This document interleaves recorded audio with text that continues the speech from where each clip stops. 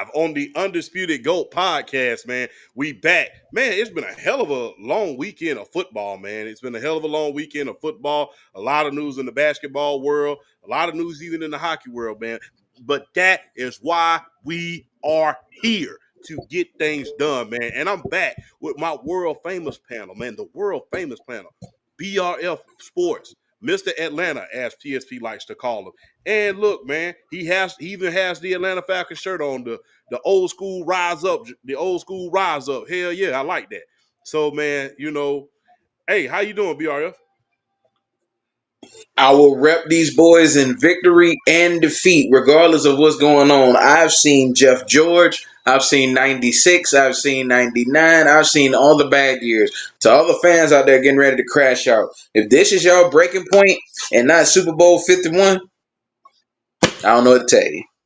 But anyway, I'm good. Life is good. I can't complain. I actually took a week off of work, so I'm actually gonna get a recharge in this week because I need it. So, but life is good though. I can't complain. Hey, man, I always tell people, you can block that PTO, but you can't block this call out, baby. You can Yes. block it. You can block that And PTO, but you can't block that damn call out. I'll say this though. Let them try to block that PTO for me if I want to. Shoot, they can find somebody else to sell some of these orders. So, hey, shout out to my main man. Shout out to my main man, Dwayne, as usual, and What up, PSP, people? as usual. Oh, And then, PSP. I am most definitely enjoying the desk, sir. I am most definitely enjoying the desk. oh yeah, Yeah, man, do you look. think we're gonna have your lady boys show up this week? Why? It'd be nice. No, honestly though, no. Like I got off of work. Jeff got some fans. Bro. I got off. No, but for real though, I got off of work. Like I got home from work. I said a little before 5:30 or so. So, cause like I had my mom on watch, cause my mom's at the house, cause I live with my family still. So my mom's at the house. She's watching out. I say, hey, be on the lookout. I got a desk. Like my podcast bros looked out for me and ordered me a desk, so it might be coming in. So she's like, okay. And so she let me know about like 2-3 o'clock. Okay, it's here. I'm like, oh, okay. So I get home at like a little before 5:30. No, I got home, went back out, got some dinner, came home. So it was about like 6:30 before I really started working on it. I had that thing done before PSP show. No, the thing was, I was so no. When you said on Friday that it wasn't. It didn't surprise me that the desk was there. I'm like, all right, we gonna do it like we would normally do on Friday, and then next week we probably have it. I didn't expect you to have that damn desk up so fast, but you pulled a trick. That man, let me You tell you, pulled. I had that sucker done right, but no, that's why I was late coming on because I was putting the finishing touches on getting it done. I'm like, nah, I don't work this far. They gonna have to bear with me for a little bit. I'm gonna have to be a little late. I'm gonna have this done. And hey, it was actually pretty easy to put together. It was easy to put together. So I got it facing the way I got it the way I want to have it. I got me a chair in here until I can actually order my own chair. So I'm good. I'm good. Indeed, yes, indeed. Won't be the first alley oop that my main man PS3 threw us, man. Thank you for all the alley oops you throw us, and we slam dunk it every single time. So I appreciate that, PSP. Flashman. What's going on with you? How's the weather up there in Wisconsin, baby? It's actually been really nice up here so far. I was just talking to BRF when you hopped out for a minute before we went live that last 4 days it's been in like the 60s here, so it's actually been pretty nice. And we always get this in like mid-November. I always say that like summer goes out like with just one more little like hey, and then old man winter takes over after that. So I'm prepared for full on Wisconsin winter here in the next couple weeks. But it's actually been pretty nice up here. Mr. Warlock, if you please. Y'all remember that that cartoon, the Chris Kirk, Mr. Warlock, if you please. Hey man, this weather down here in Georgia is bipolar, man. It's about 80 damn degrees down here in Georgia today. I was bad as hell. I done came out there and brought the hoodie out, my skull cap on. I done walked outside, got sweating like hell. Like, what the hell? That's the But crappy thing about Wisconsin fall is like in the morning you have like a hoodie on and whatever like that, and then by the time it hits like 11 o'clock in the morning, you're like sweating balls. And you're just like, okay, all right, now you just start taking everything off. hey, man, I must say, man, the weather is very unpredictable, man. In the great words of Ice Cube, the Incredible Hulk is bipolar. So, Mm-hmm. gotta say that.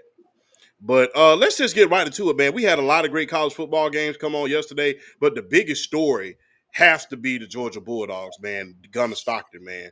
Um, right now they are 9-2 at this 9-1, excuse me, at this point. And since Alabama took an L yesterday, they took an L, which shocked the hell out of me. I did not expect Oklahoma to beat them, especially at Tuscaloosa. Like we look, when you go to Tuscaloosa, you go there to lose. Let's just be clear. When you go to Tuscaloosa, you go there to lose. So I did not expect them to beat Alabama and Tuscaloosa, man. A lot of the defensive miscues, a lot of offensive miscues. But you got to ask yourself, with that loss of them being in the running for the SEC championship for the second year in a row, by the way, are they in the run? Are they one of the best teams in the country right now outside of Ohio State and Indiana at this point? And BRF, I'm going to start with you. Can you see us beating Texas A&M? Yeah, we can beat Texas. Yeah, we can beat Texas A&M. Well, this is what I'll say about Georgia. Georgia is picking the right time to ramp up, and it looks like that's what they're starting to do. They're starting to ramp up because, like, before, the last couple of weeks, we were talking about, the defense. The defense wasn't getting pressure on the quarterback. Their pass rush was horrible. They have like bad first half defense, and then they turn it on in the second half. Mm-hmm. But these last couple of games with Mississippi State and with Texas, the defense is starting to ramp up. It's like, they're comfortable and they're getting comfortable in this game, particularly the newer players, and then the veterans are kind of taking hold of what's going on. And it's like everybody's kind of getting on that same page, that same wavelength, and you're seeing the defense not. I mean, trust me, they're nowhere near peak Georgia defense. N'Kobe Dean, Nolan Smith, Jordan Davis, Jalen Carter, Dalen, Keely Ringo. They're not peak Georgia, but they're coming along. And like I said, they're playing the best ball at the right time on both sides of the ball. Cause let me tell you something. All those early, like, all those early little poke shots at Gunner Stockton, talking about what is he gonna can he do it? Can he do it? That went silent quick, particularly after the Tennessee game. He has he has taken complete hold and control of Mike Bobo's offense. And shout out to Mike Bobo. When we're not talking about Mike Bobo, that means he's doing better as an offensive coordinator. His play calling, and you're seeing it. And I said this early in the season when we were talking about Gunnar Stockton and Carson Beck and how they compared to each other. Carson Beck, being in Miami, is in an offense that fits him more because they like to sling the ball down the field. They like to push the ball. Carson Beck is a quarterback that likes to push the ball. Gunnar Stockton can push the ball down the field, but Mike Bobo's scheme calls for a more kind of balanced attack because they're predicated on running the ball.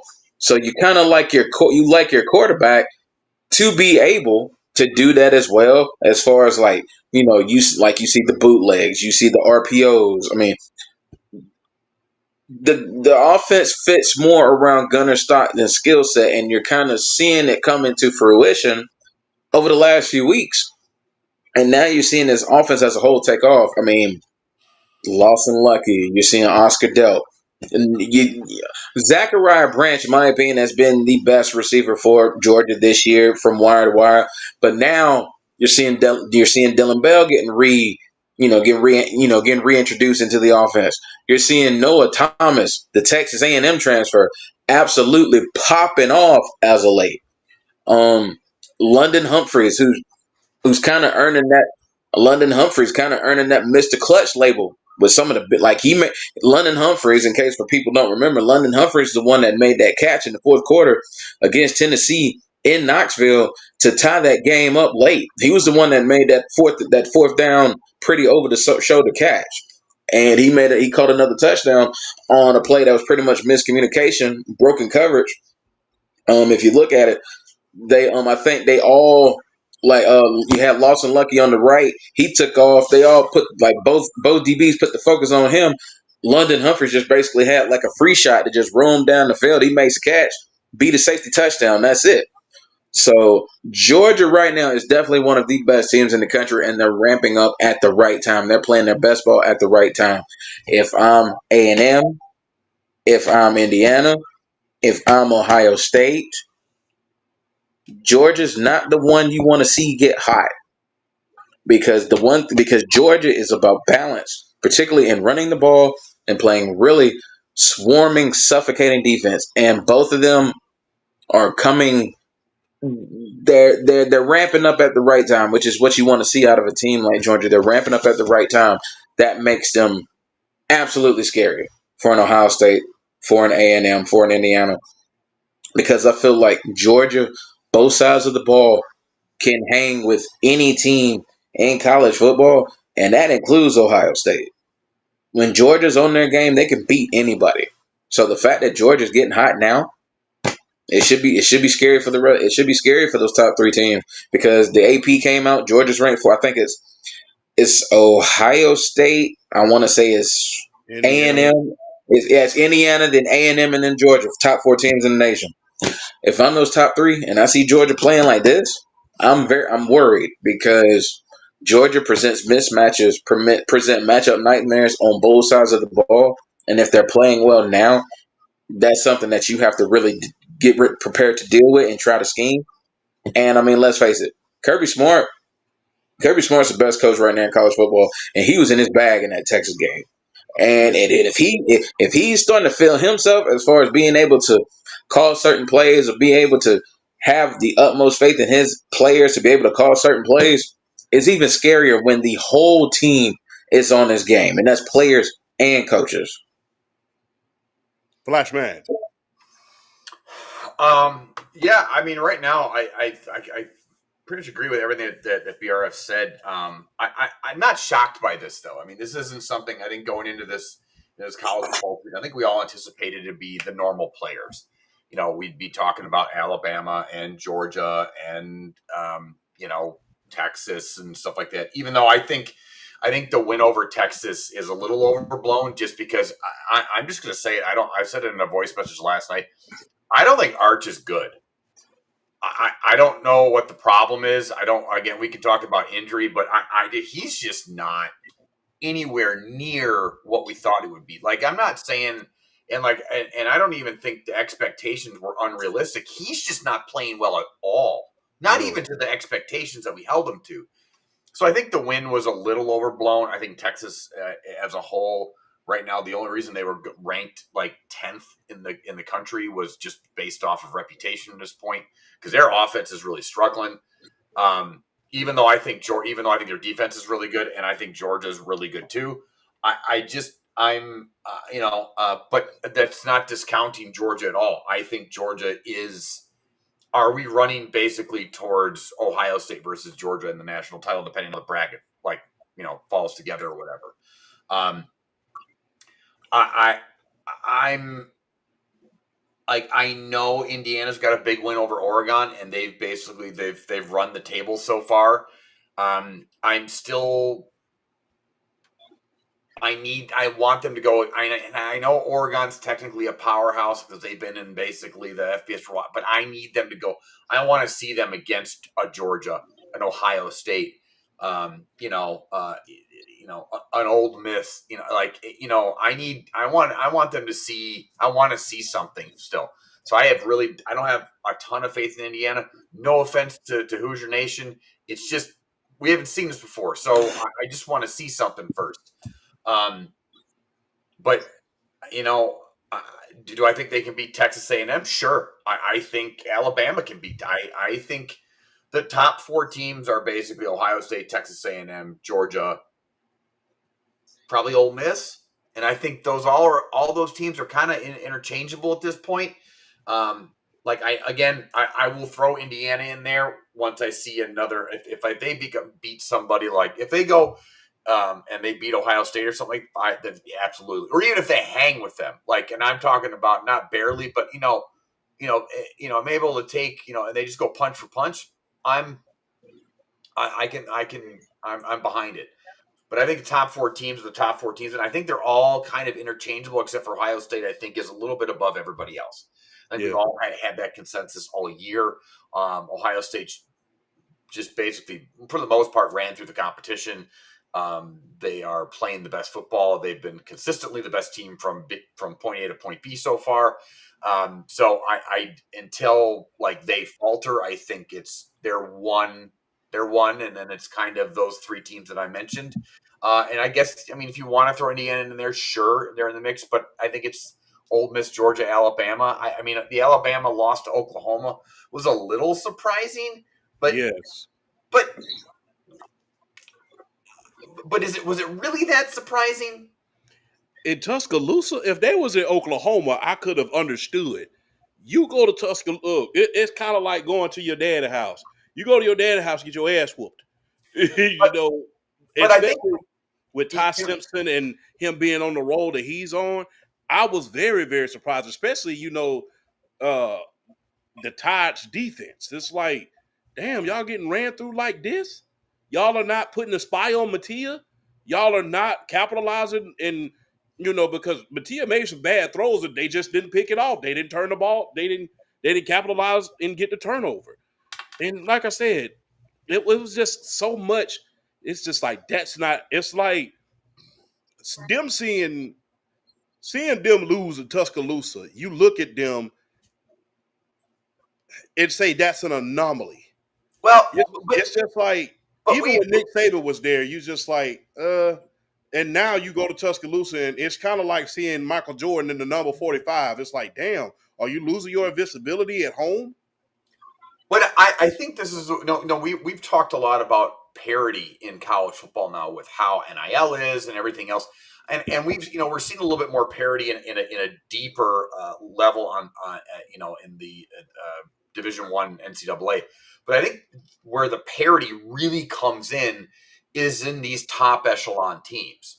We're not going to see the invincible Alabama anymore. Like, that's just not going to be a thing anymore. I mean, the closest thing we have to that right now is Ohio State. But even Ohio State, like, we're still like, we're not ready to crown them as like the new dynasty, essentially. So Yeah, 'cause they haven't beat Michigan yet. they haven't beat Michigan yet. So like, and then, I mean, now if they win another title, like, fine, then we're talking something different this year. But I think that's where you're going to see the parity. So I think when you go see, like, when you see Alabama lose in Tuscaloosa to Oklahoma, like, Oklahoma's a big time school. Not like Oklahoma is like, Tulane or something like that. Like, if Tulane went into Alabama and Tuscaloosa and beat them, that'd be a surprise to me. But I think Oklahoma going into Tuscaloosa, to me, isn't a surprise. Oklahoma's a top 10 team. They've been a major college football player for 35, 40, however many years now. So I don't think that's a big, as big of a shock. Now, if this was like Saban's Alabama, pre-NIL and everything, and pre-transfer portal, sure. Then maybe. But even then, it's still Oklahoma. Yeah. I mean, it's so I think maybe that's a little bit of a mountain out of a molehill to a certain extent, because again, it's it would have been a blowout, sure, but I mean, again, this is where the parity comes in. So I'm kind of enjoying it. It's I kind of like it at the top end of college football. Well, I mean, Oklahoma's beaten Saban's Alabama before, so it's not like Also true. weird. Yeah. So it's not like, oh my Yeah. God, Oklahoma beat Alabama. They beat Saban's Bama, so I mean, they've done this before. Yeah, it's like I said, it's Oklahoma. Like, it's not, again, it's not Tulane. So I just do I think it was a little surprising? No, not really. I just think it's I also think that like, home field advantage invincibility is a little bit of, I mean, it's not a myth, but it's just conducive to how good you are. Yeah. So, like for years, the Green Bay Packers like were undefeated at Lambeau in the playoff game until Michael Vick rolled into town, and they just weren't that good anymore. You know, it's is there a little bit of aura when you walk into certain stadiums? A little bit of that, yeah. There are certain stadiums that do that to you. College football, NFL. Those two are the big major players when it comes to home field. I get to get Arrowhead, Lambeau. But I mean, well, the Raiders used to have it when they were in Yeah, Oakland. but yes, There are other, I'm trying to think of some other teams, and also like the big player, you go into Wisconsin pre this year, that was that's still you go to the U, wherever they're just there's that aura there, but also again, it depends on how good you are. If you're not good, you ain't gonna win. It doesn't matter. Exactly. and I think you asked my question. You answered my question earlier about can Georgia beat Ohio State? I don't know. I don't know. That damn offense is that damn offense. I don't know how we gonna stop Jeremiah Smith, and then we stop him. Who's the hell's gonna stop Cornell Tate?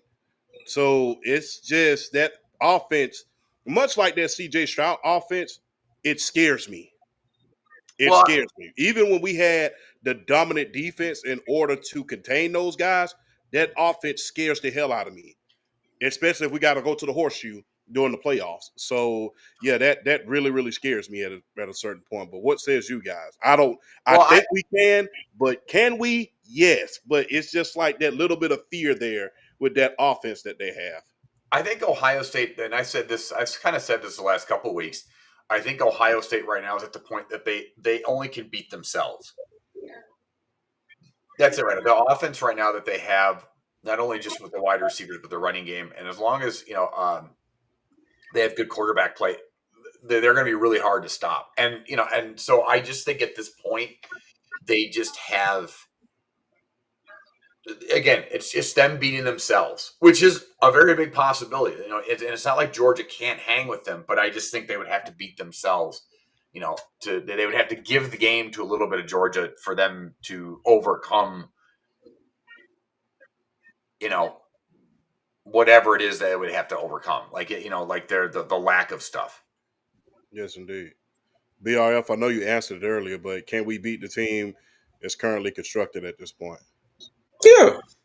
It's not. Yeah. See, I'm not saying this as a homer. I'm looking at past really good teams and I feel like they've all with a lot of the really good teams in college football, as far as like being dominant on offense, it was always like they had like two, three receivers and they could just chuck the ball all over the field, and it's just hard to cover them because you can't really double up on anybody. But I always say, but this is a philosophy that I still feel to this day rings true, and you see it in the NFL.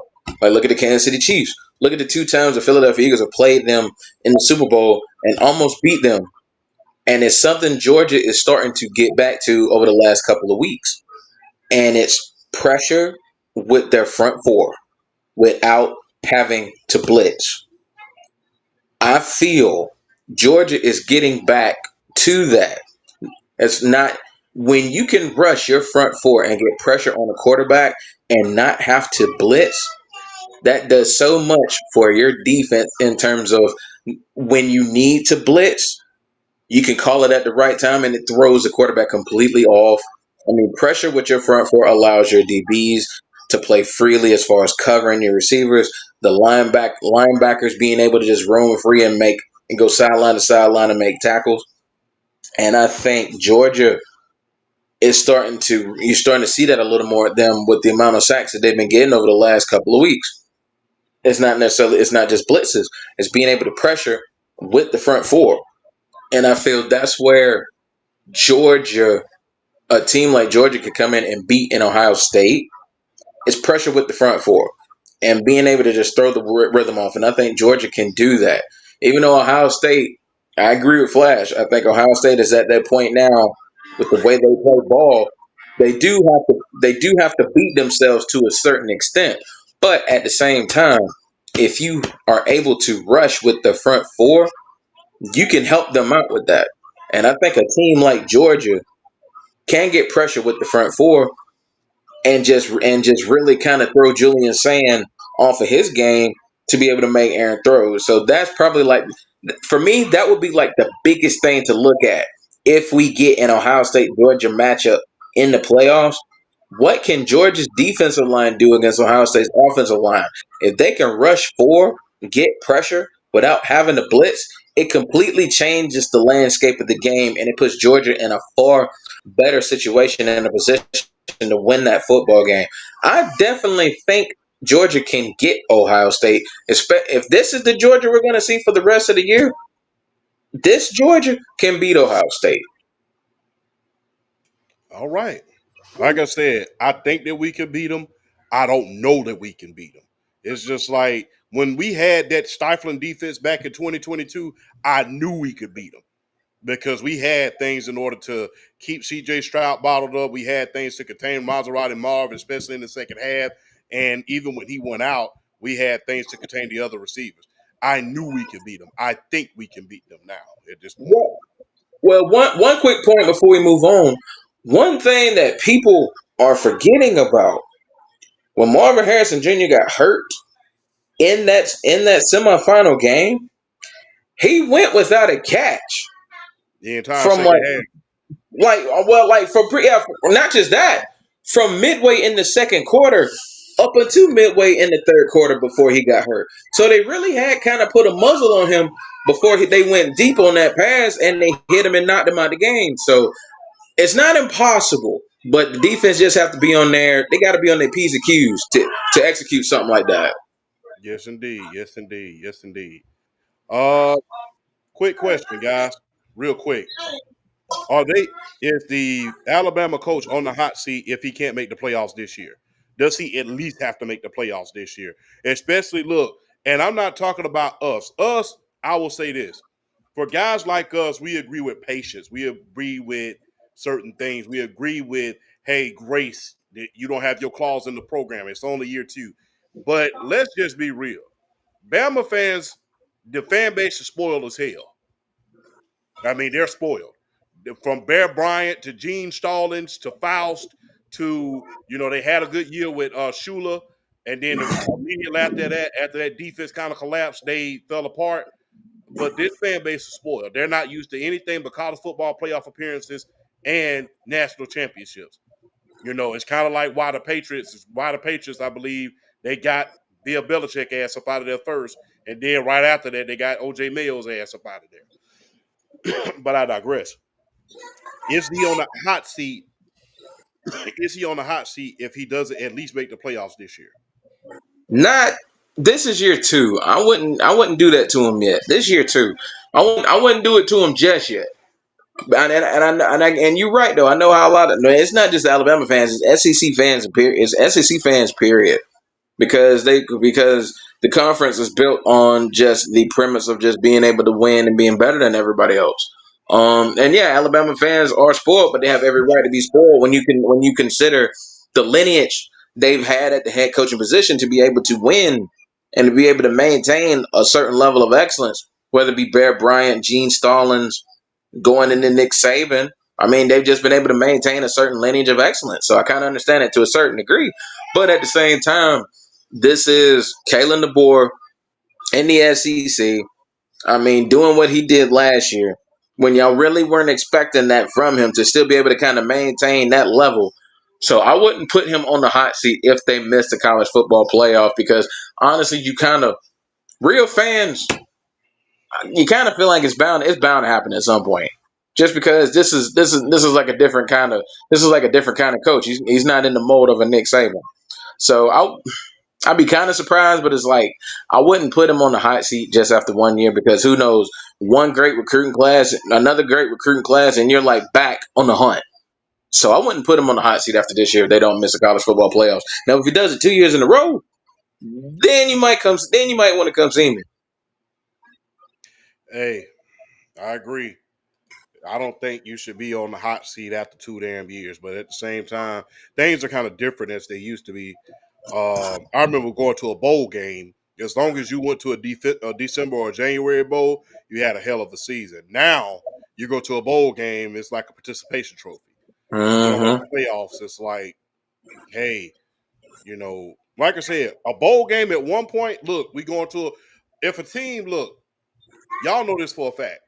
If a team came out of nowhere and went 6-5 that year, and they had never had anything for like the entirety of their school history, if they went to the Blockbuster Bowl or the Salad Bowl or the iPod Bowl, that got front page news as a Cinderella story. They got front page news as a Cinderella story. Remember all of those years that Hawaii under June Jones, when they went to the Hawaii Bowl and went undefeated every damn year up under June Jones. That was front page news until Georgia came out there and bit the hell out of them. But I digress. It was front page news though. Until we went down there and just beat their ass, it was front page news. But now, Shout out Jarvis Jones. yeah, shout out Jarvis Jones. Where's he from, by the way? We know. He's from your area. He's from Columbus, Georgia. So, yeah, shout out to Jarvis Jones, man. Led his team to a conference championship this year as the head coach of Carver High, by the way. Shout out to Carver High as well. So, they're one of the high school powerhouses down here in Columbus at this point. I hate he didn't get a longer NFL career because, boy, he was good with Pittsburgh. I hated he didn't get a longer career. Yeah, the injury bug kind of bit him. And look, I don't know if that middle linebacker position up in Pittsburgh is cursed, but it seems like it bite a lot of guys up there. It's like, you think about Kendrell Bell, he was from Georgia. The Yep. injury bug bit him. Remember, they had one of the best linebacker corps in the damn world. Remember, at one point, they had Jason Gilden, they had Joey Porter, they had Kendrell Bell, and then they had Larry Foote. Larry Foote. Yeah. So, and then up front, they had Casey Hampson and Justin Smith. That was a front four to die for. But yeah, the injury bug bit him. But hey, man, I saw that dude in real life, man. That dude is huge. I'm like, they say he's 6. They say he built a 6'2". I'm like, damn, you cannot be 6'2". You haven't been a 6'7". This dude is big and tall as hell. But yeah, shout out to Jarvis Jones, man, and shout out to a lot of the coaches in the area that are former NFL players making a difference in the Columbus community, man. Shout out to those guys, man. Especially the Carver. Carver put more guys at UGA. It's like a pipeline from Carver High to UGA. They put a lot of guys in college at UGA, thanks to the coaches up there. They shout out to Coach Wallace Davis as well. But I really think that Bama, I believe he's going to be under the hot seat by the fans. I don't think necessarily by the alumni. I think they're going to be understanding that this is your second year. But I really think he has to make at least the college football playoff. Especially these last two games, you got cupcakes. You got Eastern Illinois, and then you got the Iron Bowl. Now, they're going to play you hard because they ain't got nothing to lose. They ain't even got a coach right about now. The War Eagles do, or Auburn, or whatever their mascot is. I'm just going to be real.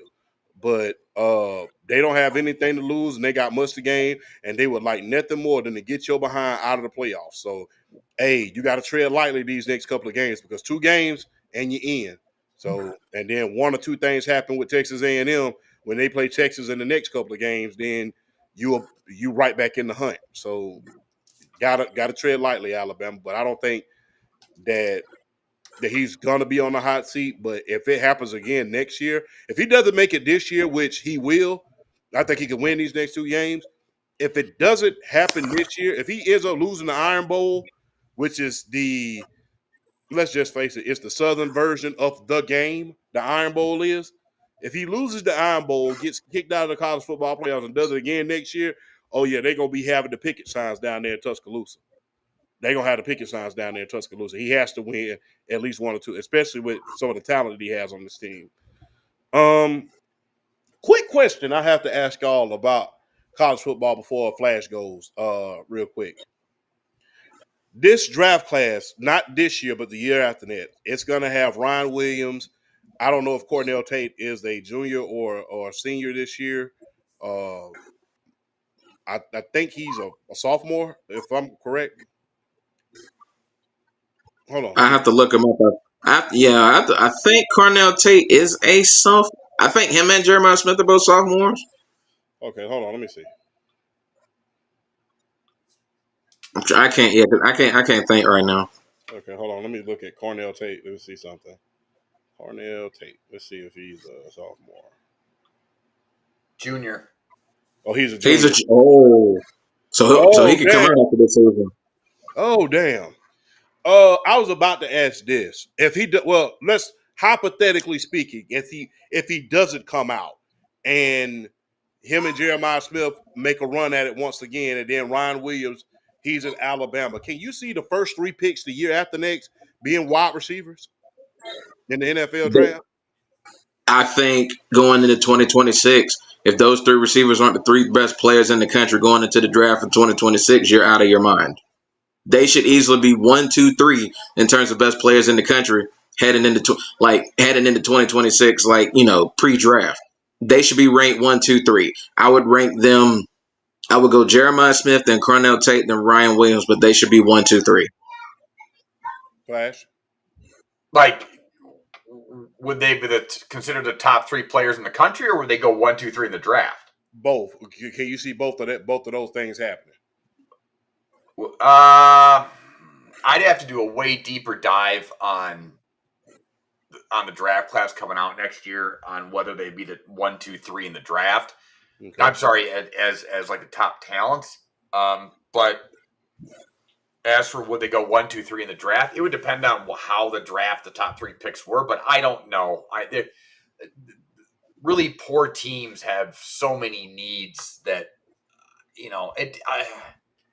I'm going to say maybe and more than likely not. That's how I'd put it. What do you think about the Bama coach being on the hot seat if he doesn't make the playoffs? No. I think they'll get in anyways. I mean, just looking at like kind of just early projections. I mean, they're going to be inside the top 12. I don't see why you don't have. I mean, they have a signature win over Georgia, which is going to be a top 5 team. Their only loss of the year is going to be against Oklahoma, which they're going to be in the playoff as well. And I mean, I know they lost to Florida State at the beginning of the year, but everybody kind of looking back at that now looks like it was just kind of like a oops, getting used to the new, whatever, the new coach and everything. No, I don't think he'll be. I don't think they're unless they completely fall apart in the next 2 weeks, like you said, against Cupcakes. Then I think they're fine. They're okay. So is he. All righty. Let's move forward to the NFL, man. Who is the GOAT? Well, let's move forward to who is the performer of the week. Who's the performer of the week for you guys, man? You can pick more than one. It can be from any sport. I'll start because it pains me to say this, but I mean, I got to give credit where credit would due. We make Bryce Young look like a freaking first-team All-Pro whenever he plays us. This man goes 31 of 45 for 448 yards and 3 touchdowns. And we sacked him 5 times. And we hurt him. And he still just I don't know what it is with us and just our inability to adjust to certain play calls, adjust to certain schemes, but Jeff Ulbrich just did not adjust he was blitzing him and he was sending pressure, which he was doing good by pressuring, but Bryce Young adapted and started hitting his hot routes, hitting his adjustment routes, and he was just lighting them up. And shout out to Bryce because, man, yeah, I'm going to give him credit, but at the same time, I know he's Bryce Young and he can go out and have another 12 or 35 or 160 and 3 interceptions next week because he's Bryce Young. He's inconsistent. But it's just that when he plays Atlanta, we make him out to look like a first-team All-Pro, and it's crazy. But, I mean, at the end of the day, you still got to play and you got to put up the numbers, and he did that. And he did that. And this is coming back from a 21-7 deficit. And to be able to play lights out like that, I mean, shout out to Bryce. He had an amazing game, and you can't take nothing away from him. And now the Carolina Panthers are sitting there at 6-5 with a realistic shot to do something in the NFC South to make the playoffs. And I said the Carolina Panthers, they're not the best team, but at the same time, though, they're one of those teams that just they're grimy, they're gritty. They get down and dirty when it's time to get down and dirty. And teams that are better than them don't scare them.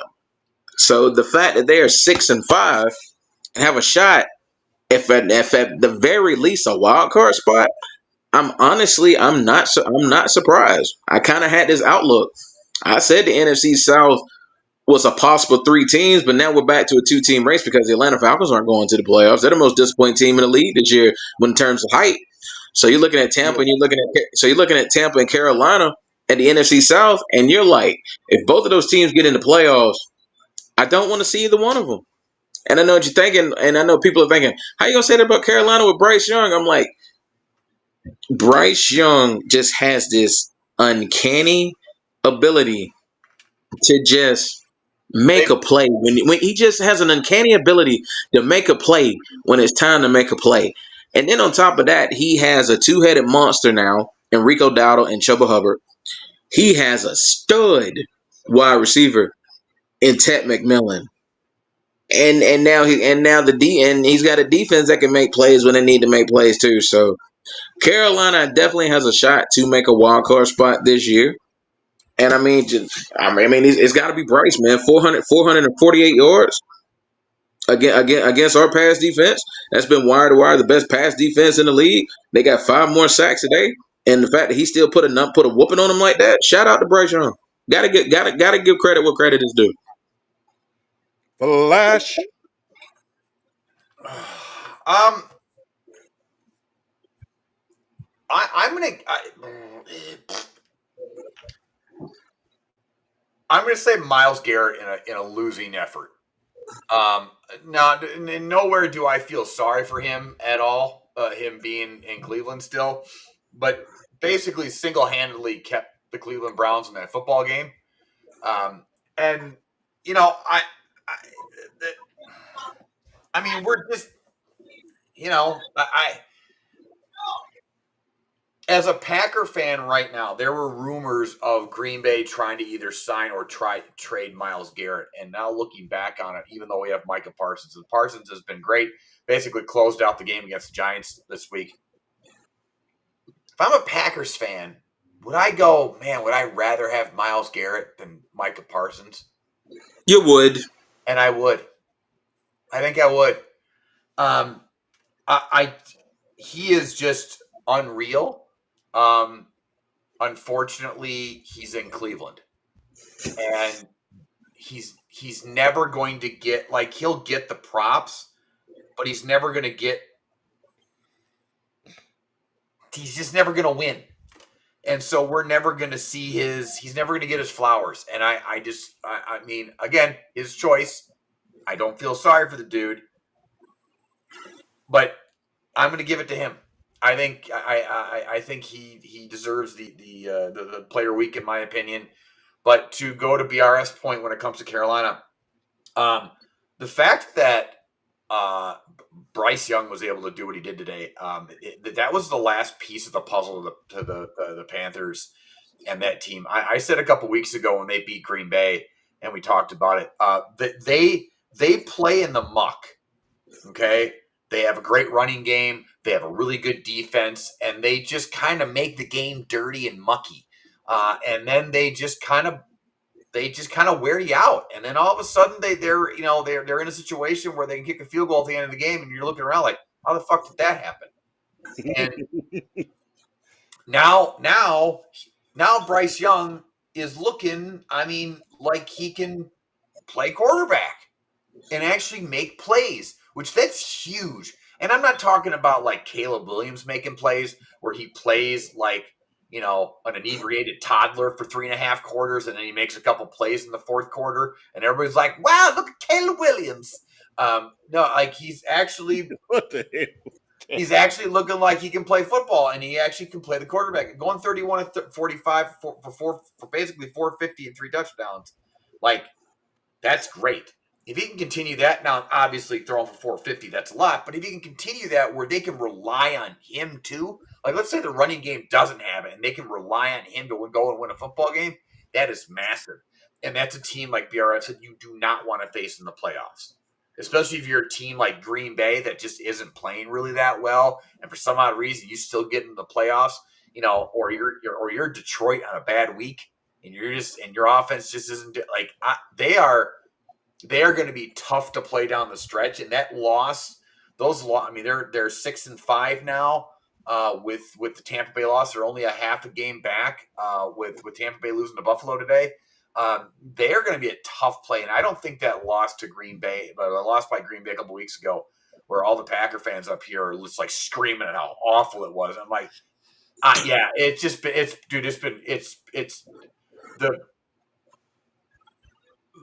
the bipolarism up here in Green Bay has just been, or up here in Wisconsin about this Packer team has been terrible. And it's not just, and locally, it's also like nationally too. It's insane. Like whatever. I'm not gonna go on a rant yet about that.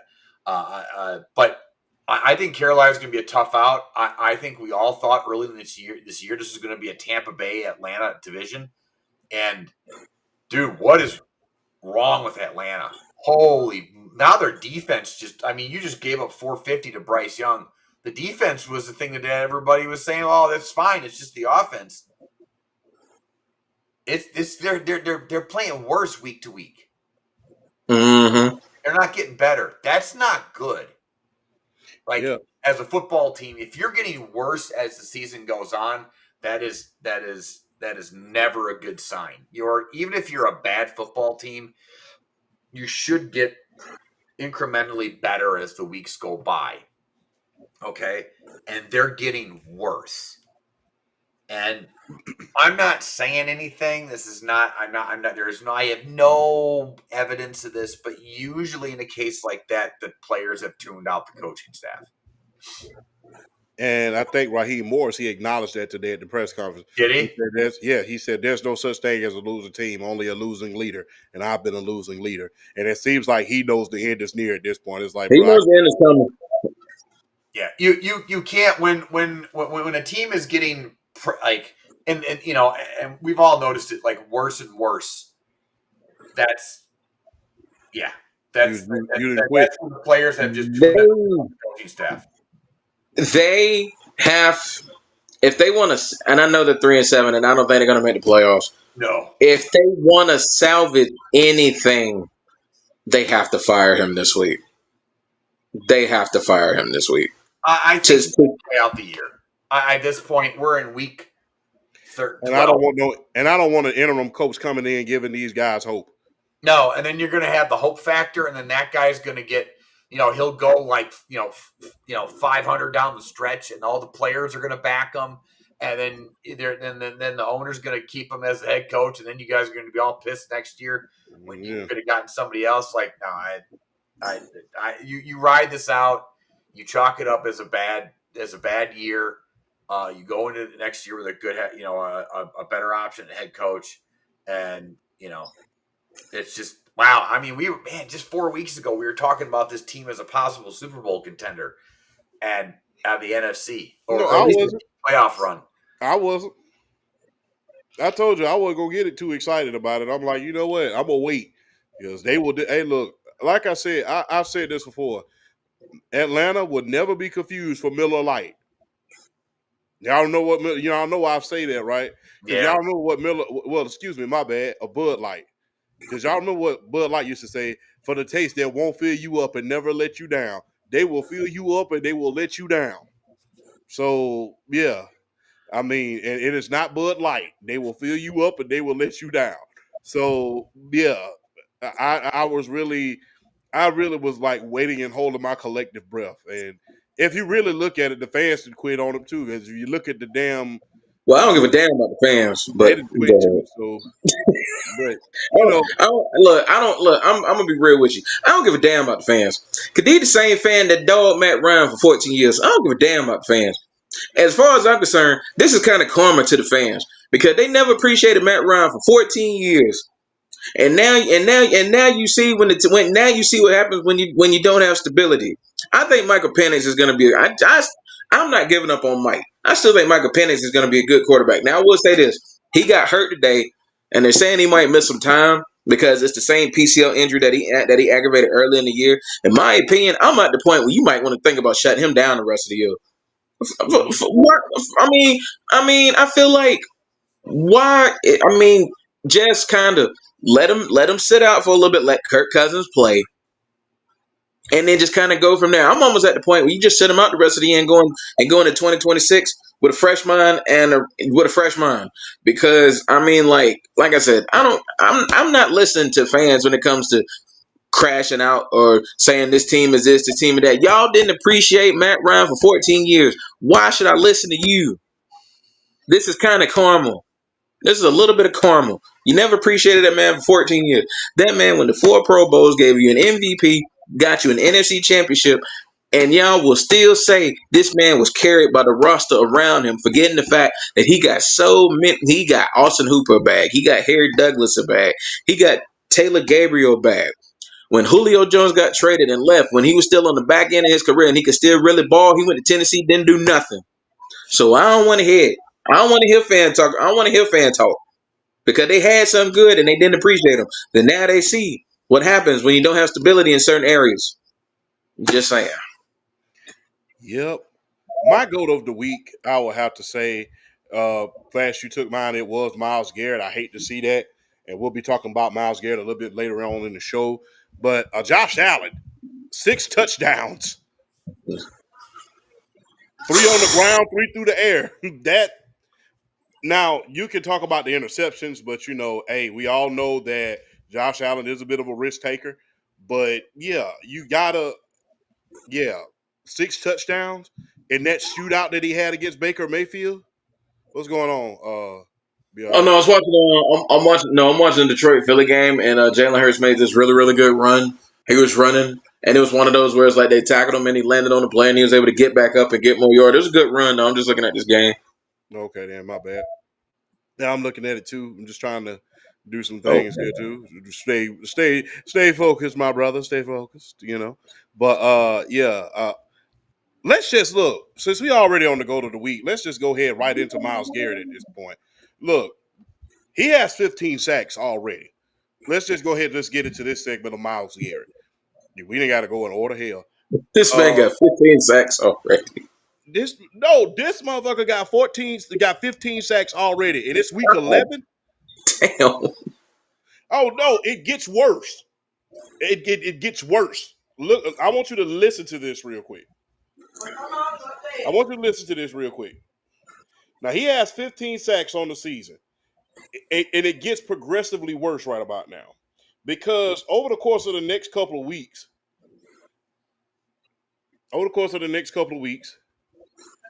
he has they had the bye week. Well, no, they have the Raiders next.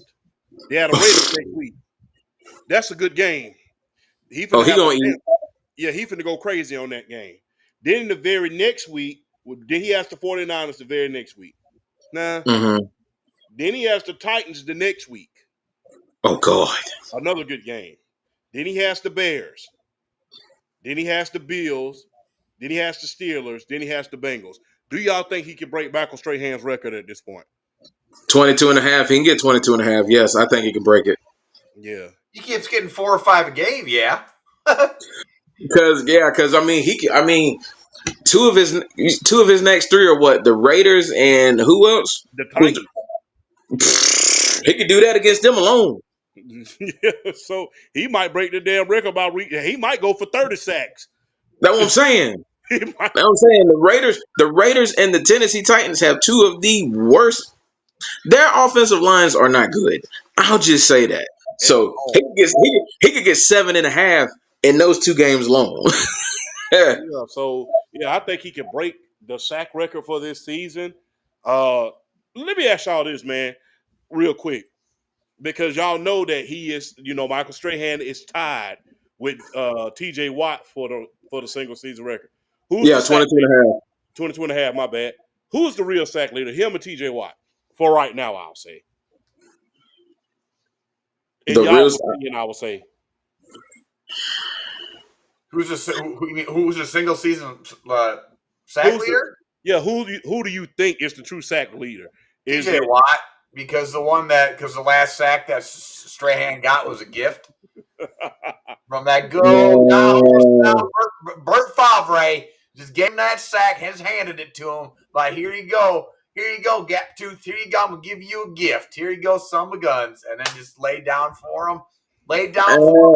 Michaels laid down for Triple H. Just or Kevin Nash laid down for Hulk Hogan. just laid down, The took finger one. poke of doom.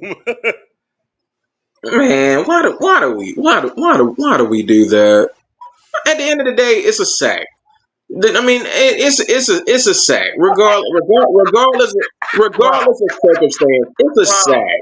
that's not a It's a sack. Well, sack. I love starting shit on this show. Bro, I it's I not love a sack. don't. starting shit. Regardless of circumstance, is a sack. Bro, That shit get on my nerve. That's almost like is Barry Bonds the real home run leader because of all this? Yes, he is, because he still had to put yeah, back no, no, the no. ball.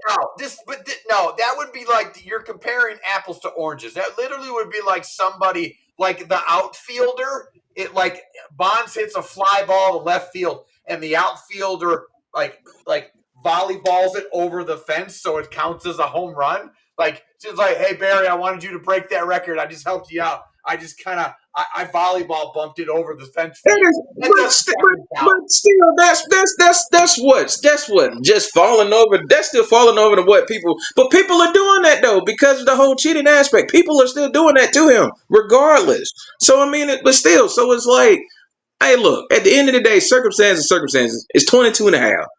I'm not gonna say because at the end of the day, he worked hard as hell to get them 21 and a half before. That's great, but he didn't work hard to get that last one. Oh, All right. To where his was Brett credit, Favre? Honestly, even still, if you watch the play, it was a play action. So where the hell would Brett Favre go? He to wasn't his finna run credit. from him. Wait. Dude, he Wait. rolled into Strahan's arms like an armadillo. Like he was just like that wasn't. He did a play action and then tuck and roll. Just tuck and roll. Just went. Look, real You quick. giving me a choice to get the hell knocked out by Michael Strahan and just giving it to him. I'm taking the ladder, There was okay? nothing aggressive about that whole football play from the snap I down. There was no aggression. There don't was care. no worry about harm being Look, killed. I ain't even look. I'm gonna just There be was It's real. 22 and a half. I'm no, To Michael Strahan's credit, no. though, I'm Champ gonna say asked this. the question. No, Champ and asked I'm answering it. Ain't no real sack leader. They tied for the record in the discussion as far as I'm concerned. No, I ain't doing all that. No, To be no. honest with you, to Michael Strahan's credit, though, his first 4 games, he did not have any sacks. His first 4 games, he did not have any sacks. So for him I'll to put it go this through, way. I'll put it this way. So basically, you're saying 22 and a half for 12 games? yeah, he got 22 and a half for 12 games. So, yeah. I'll put it this way. I think the real sack leader, even though I completely have to make this up because it technically didn't happen, is Reggie White. If that strike season doesn't happen, that dude has a legit 30 sacks. Yeah, he has a legit 30 sacks. So I can get with something like that. Yeah. Because Reggie White that year was just whole nother, was like God He level. was what Myles Garrett did last week or yesterday or today every week. Like he was that like I think as a defensive football player, and it's sad because that season was shortened by a strike. I think that's arguably one of the best defensive displays as a season, like for a season that we got to. Like I think that's almost the best we'll ever see, as how good of a defensive football player has ever played the game. You know what? Reggie White in '87. My bad, Flash. I apologize. But what? No, I was interrupting. I apologize. Oh, you're fine. If you really look at the 1987 season, the strike shortened season, it's one of the best seasons that you're ever going to see. Yeah, It's one of the best seasons that you're ever going to see because John Elway, he won the MVP that year. Remember, look, people talk about Reggie White's record. People don't understand. Look, in 12 games, Jerry Rice scored 22 touchdowns. Yes. My gosh, boy. Yeah, in 12 games, Jerry Rice scored 22 touchdowns. And people wonder why I say Jerry Rice is in the conversation for greatest football player of all time.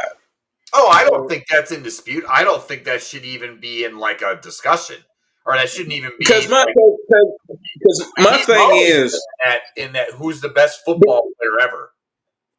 because this is how I feel about it.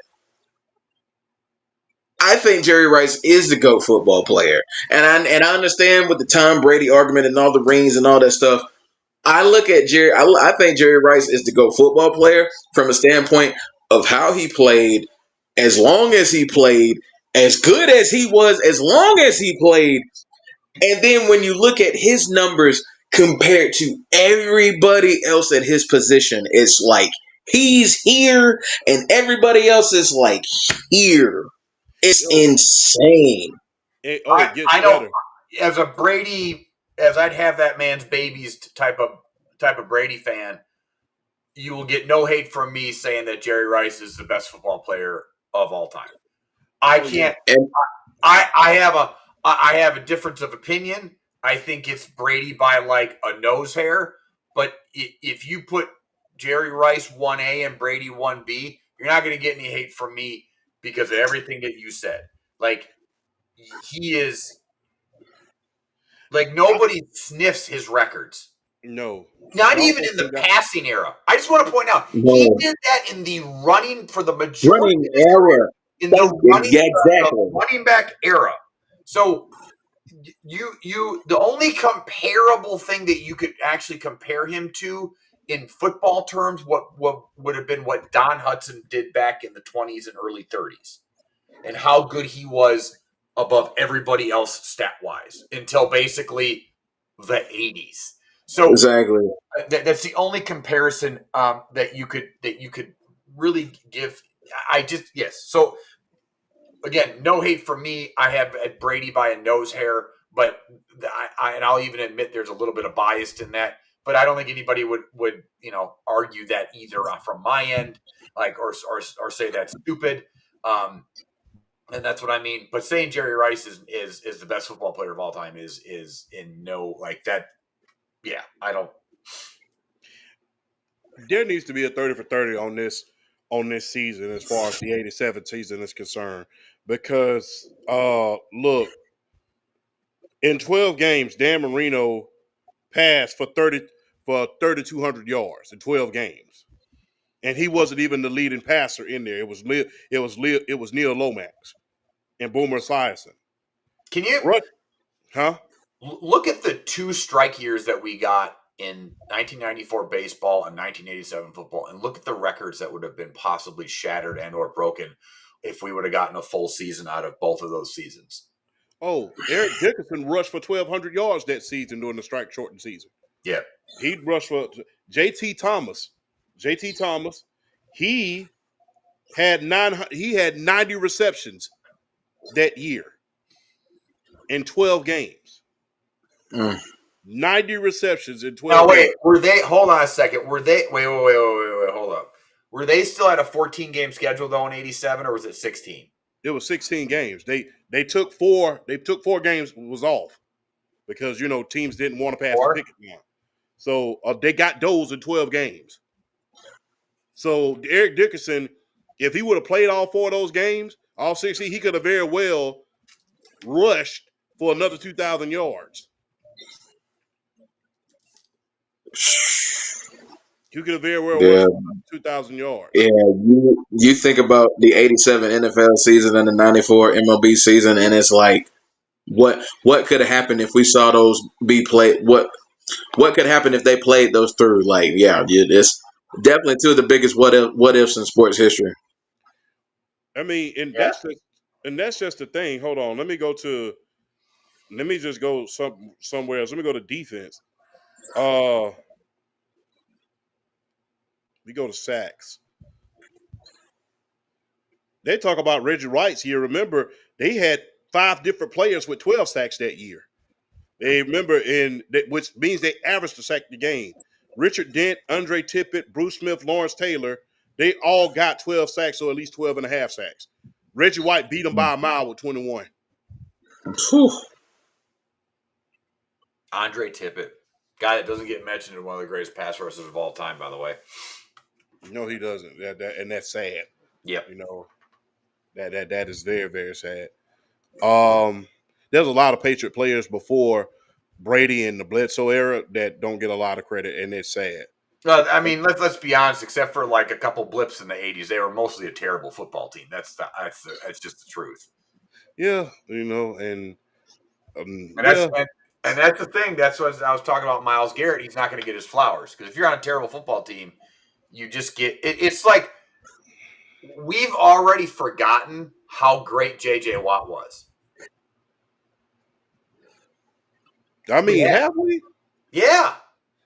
Have we? Because I will say to this day he was robbed of that MVP that year.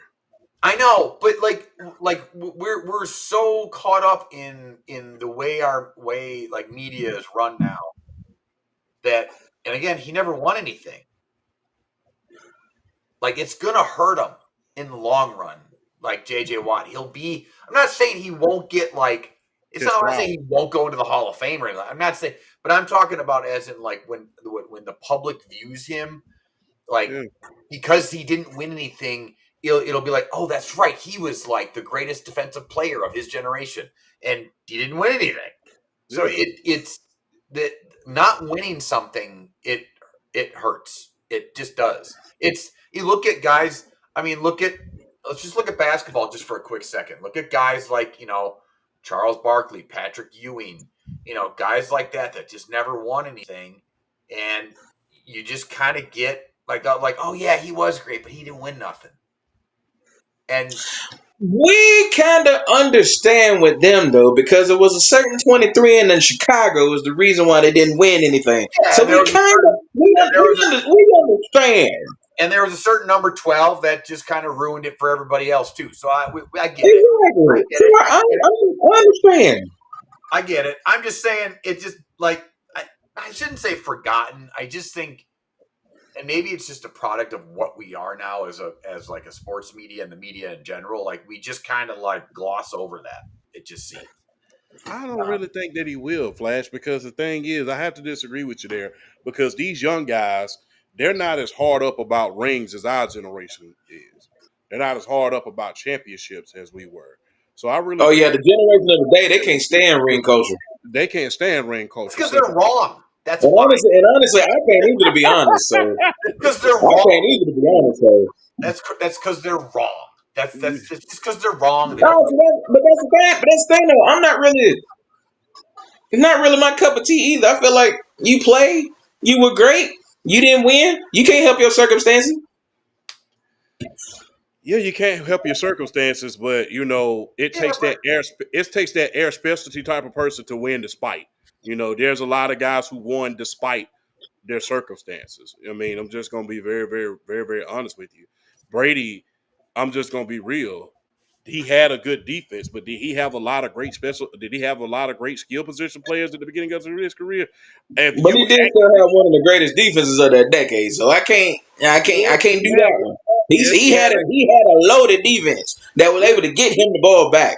He didn't have the Again, greatest skill position players, but when you had that defense, you can but get away with some stuff.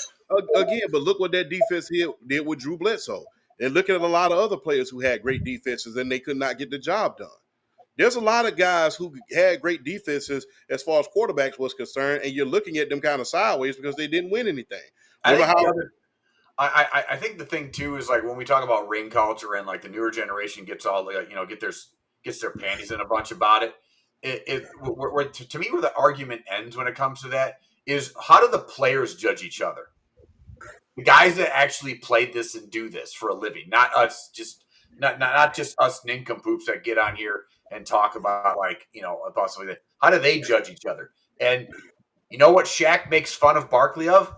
He's got no rings. So at the end of the day, that's what the two things they judge each other by are their paychecks and their rings. And so when newer generations say that rings don't matter, go tell that to Charles Barkley. Go tell that to Reggie Miller when he was just on a podcast crying about it. Like, that's he's not crying because he didn't hit that 1 3-pointer to get him a certain average for a season. He's crying because he didn't win a ring. Yeah, because of Malice in the Palace, and Steven Jackson, in fact, apologized to him because they didn't win that one. Because Yeah. So and they I mean that's to me is all the guys and all the coaches and the front office and the players and everything. That's what they judge themselves by and judge each other is winning at the end of the day. And so it's your responsibility at the end of the day to do that. So I just think that's why when the newer generations get when they're wrong about it, that it doesn't matter. It does matter. And again, this is the same generation that said, that started the whole hashtag, we go with the 90s. Like, okay, because why? Because you don't like being told you're wrong? I mean, there was a whole literal narrative made up by this newer generation that Jordan couldn't go left. And they just lied about it because they can't stand that their baby boy, their man, the guy that reads books upside down and has one of the most fakest personalities in all of sports, LeBron James, like, I'm sorry. He's just not the GOAT. It's just, no, you're just not. And it's just, they have to. I don't think he is, but I'm not gonna sit here and say you can't make an argument, but I don't think he is either. I just think when the generation has to create a whole narrative around lies. I was just about to say that when you have to force narratives about who is in certain conversations, then guess what? You're not in that conversation. You're not in that conversation. But my thing is this: I can make the argument without having to force the narrative. That's on them. Well, that's the thing. You can make the argument, but if you have to force the narrative and leave out, well, if you take away the championship, no. If a frog had a square ass and ate mud, he'd shit bricks. The hell with if. I mean, and that's the thing. Like, you have to. They gotta. We'll take away the rings. We'll take away this. Because the thing is, Jordan played 4 years in North Carolina and came out winning scoring championships. He didn't have anybody on his team either, other than John Paxson when he was going to the playoffs. He didn't have anybody either when he was going to the playoffs on those teams. That's exactly why I hate the GOAT debate in the first place, because the shit gets toxic. It gets toxic in a hurry. Just make arguments without having to like nitpick stuff. You can make an argument. I'm just saying you can make an argument without having to nitpick stuff. That's what a lot of people are kind of missing about the debate. Again, and like I stated, if you have to nitpick about every little thing, then are they really the GOAT? If the biggest flaw in your game is that you are have a losing record in championships, then you're not the GOAT. Guess what? One of the greatest players in the thing is this. Y'all are old enough to remember this. Remember when we were kids? All the old heads used to talk about Wilt Chamberlain, right? Yep. What was the biggest knock on him? He couldn't win. Why he's not the GOAT? Because he couldn't win. Okay, then. That's the thing. And it's just like we try to, and that's the thing that you really want to ask. It's like, do we change the narrative behind Wilt Chamberlain now that we're changing the narratives about, championships now? So that's a good question you have to ask. I think at the end of the day I think, and this is something that I like when we talk about our dog of the week. We might as well just transition to that, because my dog of the week is Patrick Mahomes, Mr. Like the new GOAT. Nah, nah, nah, nah, nah. Like, that team's falling apart and he's playing like shit. And so this whole, again, and they try to change the narrative with him, saying he doesn't have to win 7 Super Bowls. Yes, the hell he does. That's the reason why the original GOAT was the damn GOAT. Yeah, that's the thing. That's the reason why the original GOAT was the GOAT. He won 7 Super Bowls. Yeah, and that's the thing. And look, had he not gotten hurt or his personal life wouldn't have got messed up, he probably would have won 8. But yeah. I also remember I was one of those making that argument, and I did preface that by saying he'd had to maintain the level of play, because if he didn't, you squash it. He hasn't played that well this year. I also did say that. No, you did. You did. But I'm talking about the top. We're not talking about guys with sense like you, BR. If you got some damn sense, we're talking about these guys who don't know they behind from a hole in the wall and then try to talk about, well, he doesn't have to win 7. That's the reason why the original GOAT was the original GOAT, because he won 7. So how can we change the narrative now when that's the whole premise of him being the GOAT? Not just that. Because if we're going to base it, issue is that because if we're going to base it on stats, If we're gonna base it on stats, sorry, Flash. No, you're good. If we're gonna base it on stats, then Peyton Manning, by far. If we're gonna base it on stats, MVP, stuff like that, then it's Peyton Manning. But if we're talking about greatest of all time across the board, MVPs, accomplishments, great teams, it's Brady. I even think that the way that Brady went and won a ring with another team, the first year he got there, in a COVID year, by the way, didn't get a chance to they had no training camp. I just want to point that out. They had no training camp that year either. So to just add more fuel to that, I just think when if you have to change the narrative around something to make your argument better, then I think then you would just have a poor argument. And so, and again, I'm very much of I thought, as much as in my own personal biases, I thought Brady was the GOAT after 4, just off of a fan basis, like my personal feelings, and when he won the 4th one. In my opinion, as to try to take my personal bias out of it, he had to clear Montana by leaps and bounds to take that title from him. And he cleared him by fuck. He fucking soared over him. So to me, when we talk about the GOAT, when it comes to when it comes to Jordan, you better clear him. You better make sure there is no argument. That's the thing. That's my thing about it. It's like if there is an argument, then there is no argument. That's something that we give when we nominate a GOAT for something or of a sport, and it's a consensus overall, yep, that's him, that's who it is. To take that away from them, I think it has to be like a definitive beating. And I just don't think that I don't think that conversation is. I don't think we've ever gotten that close. I think of LeBron, if he's 4 and 5 in 4 and 6. 4 and 6. If let's say he went 6 and 4, I think he's the GOAT at that point. If he just wins 6 and loses, because there's a couple teams in there where like when he lost to San Antonio when he was 3 years old in the league, that, and it's just him against Duncan and one of the best power forward of all time and Pop, then I think that's a little different. But he played on stacked teams for a lot of his career too, and I think that's a part of the thing. We could go down this rabbit hole again with Jordan, LeBron, but that's also just been done to death. So let's go to the poop of the week. Where'd Champ go? Yeah, where did he go? Okay. All right, let's. I'll just take over for a second. I'll just take over until Champ gets back. Who's your turn of the week? I could talk about the Falcons all day, but I think I'm tired. I'm just tired of beating that narrative into the ground. The LA Chargers, and in particular one Justin Herbert.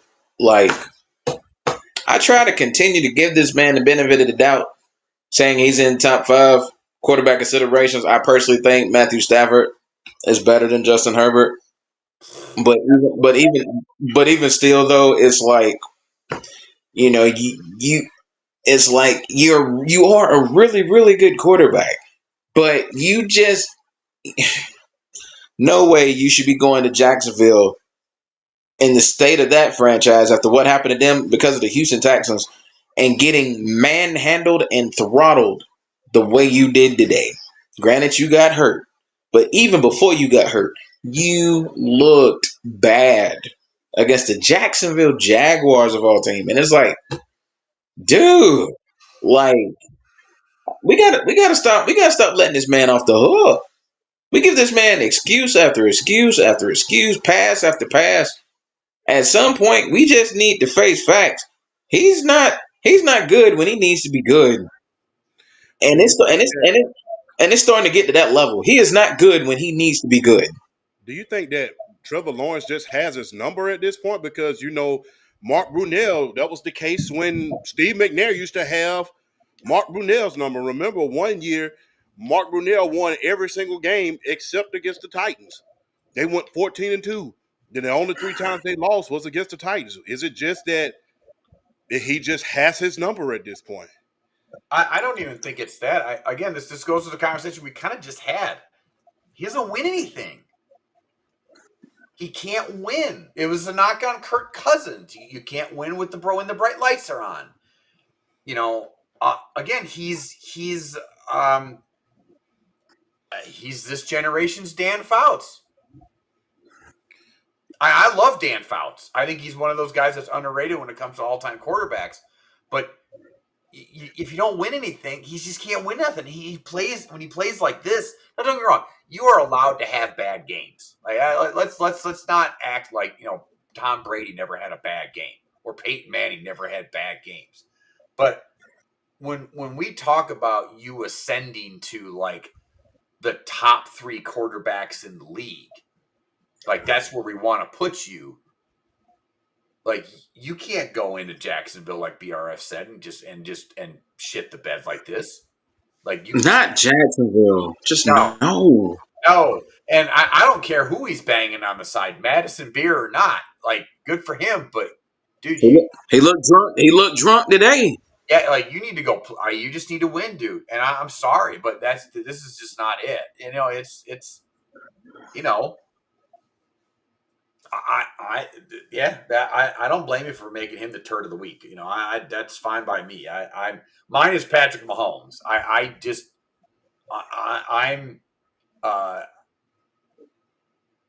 They've had moments. I've made some pretty tall claims where like I said, oh, maybe the Chiefs are back, and then the next week the Chiefs are the whole thing is dead, and I don't know what to think anymore. They're 5-5 right now. Let's look at the standings real quick. They're 5-5. They're third in their division right now. They would completely miss 1, 2, 3, 4, 5. They would miss the playoffs right now. Yep. Because I think they're the AC right now. They're the first team out. Yep. Baltimore's right on their butt at 5-5 with the same record. Miami's starting to play better. They're 4-7. I can't believe we were saying that. The Miami Dolphins are playing themselves back in the playoff contention. It's true though. I'm looking at it. They're playing themselves back in the playoff contention. No, they've always Devin Achane is a good running back. They've always been able to run the ball. Tua Tagovailoa is actually playing with half-ass sense. Is what's going on. Again, my theory is you got rid of the toxicity. Just saying, they've been playing pretty well, or at least better, since Tyreek Hill got the injury, and he's been separated from the team. That's partially, I agree with that a little bit, but like I said, I think it's not just Tua playing with sense. That defense looks a lot better as of late too. Yeah, like overall their team looks like their coach, and they're playing like Mike McDaniel's, typically is a well-coached football team. So again, when you get rid of, to me, in my opinion, when you get rid of toxicity in your locker room, it makes a big difference. And this is not discounting Tyreek Hill's talent or what he's capable of on the football field. I just think it matters. When it comes to your locker room, distractions are a thing. It affects leadership. It affects, your and everybody else on down. So, maybe that's it, because they've had the talent. Like you said, they can run the football. The defense is playing a lot better. Tua is making better decisions. But back to the Chiefs. I mean, we're not, don't be wrong. Like Jacksonville and Houston and the Chargers are ahead of them right now when it comes to the playoffs, and I don't really trust those teams either. But I guess my question to you guys is, if the Chiefs sneak into the playoffs, are you scared of them? Hell yeah, you still are scared of them, Mr. Kansas. Yeah, you are. Yeah, you are. Yes, you are. You are scared of Patrick Mahomes. I don't give a damn what his roster is. Patrick Mahomes You're scared of him. Yes, you are. Yes, you are. You let him sneak in. It's 0-0. All hell breaks loose if you let him get in. Yes, you are. Because of reputation and what he's done in the past. You are absolutely scared to death to see Patrick Mahomes in a one-game scenario with your life on the line. Yes, you are.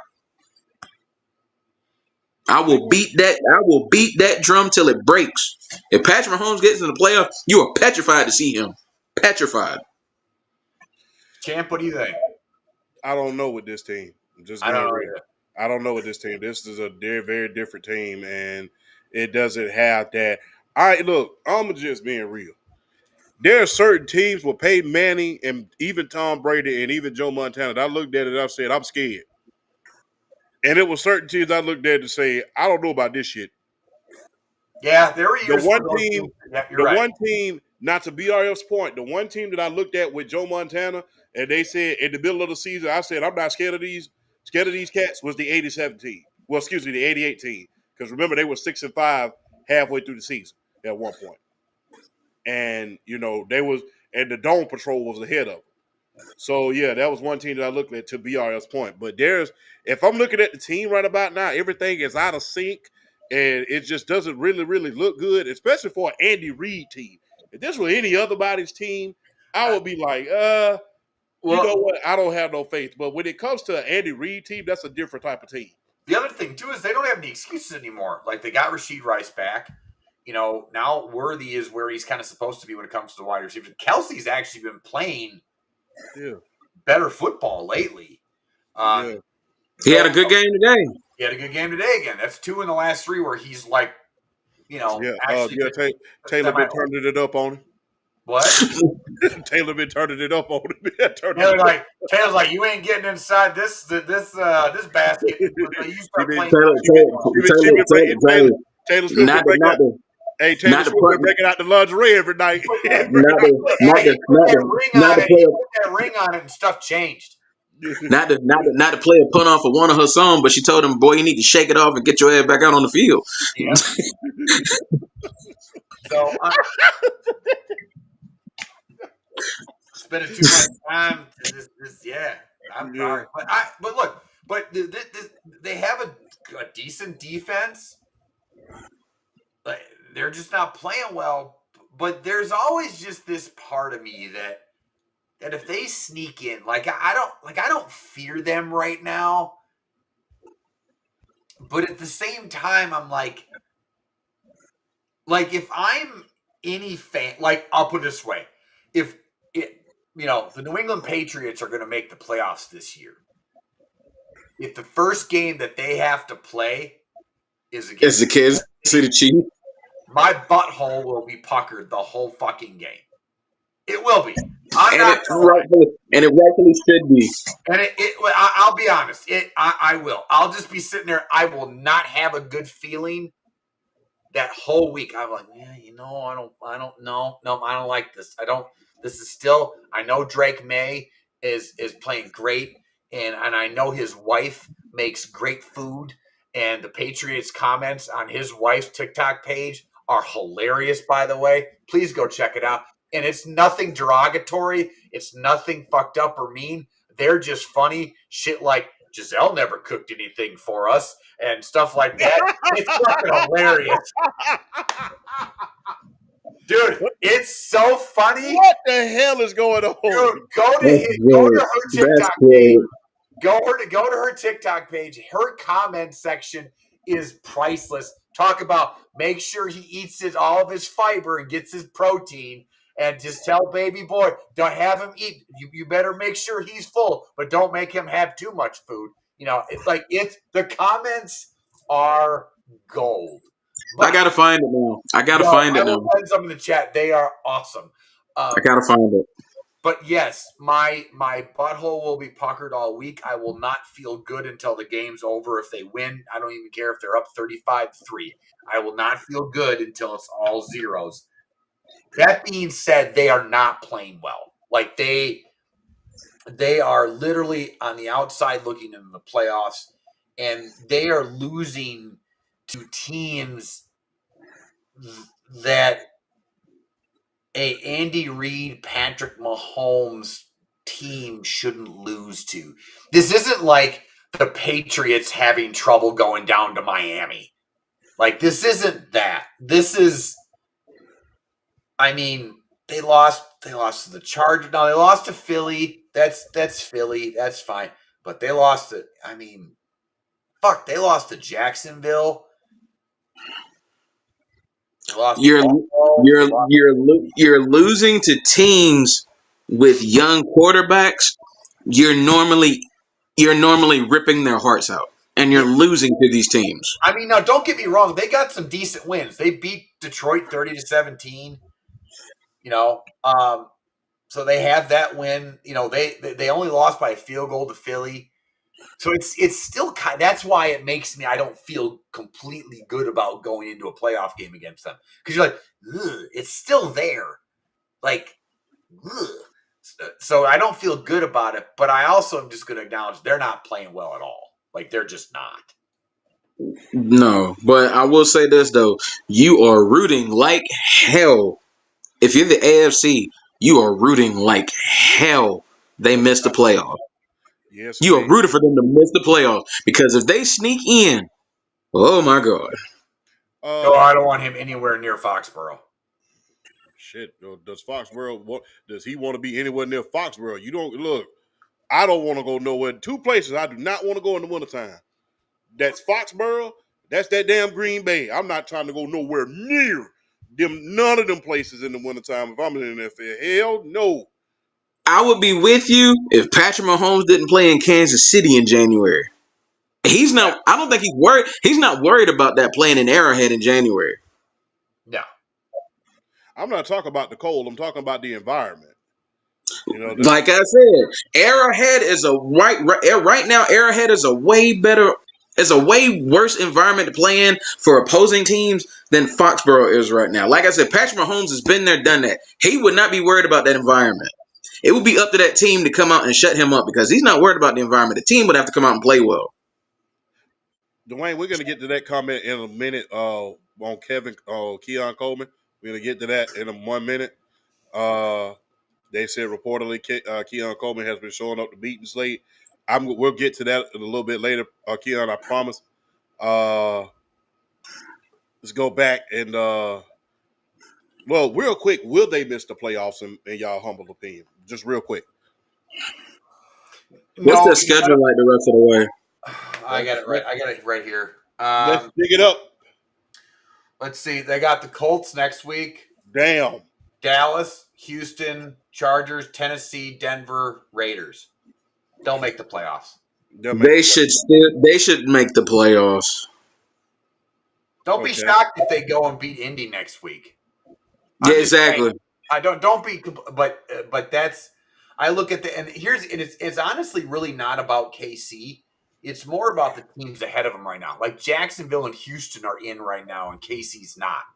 Yeah. And I don't trust Houston or Jacksonville. So No. I just don't. I don't think either is a good football team. So I'm going to say yes, they will get in right now. Real quick, BRF. I say they make the playoffs. I say they get in.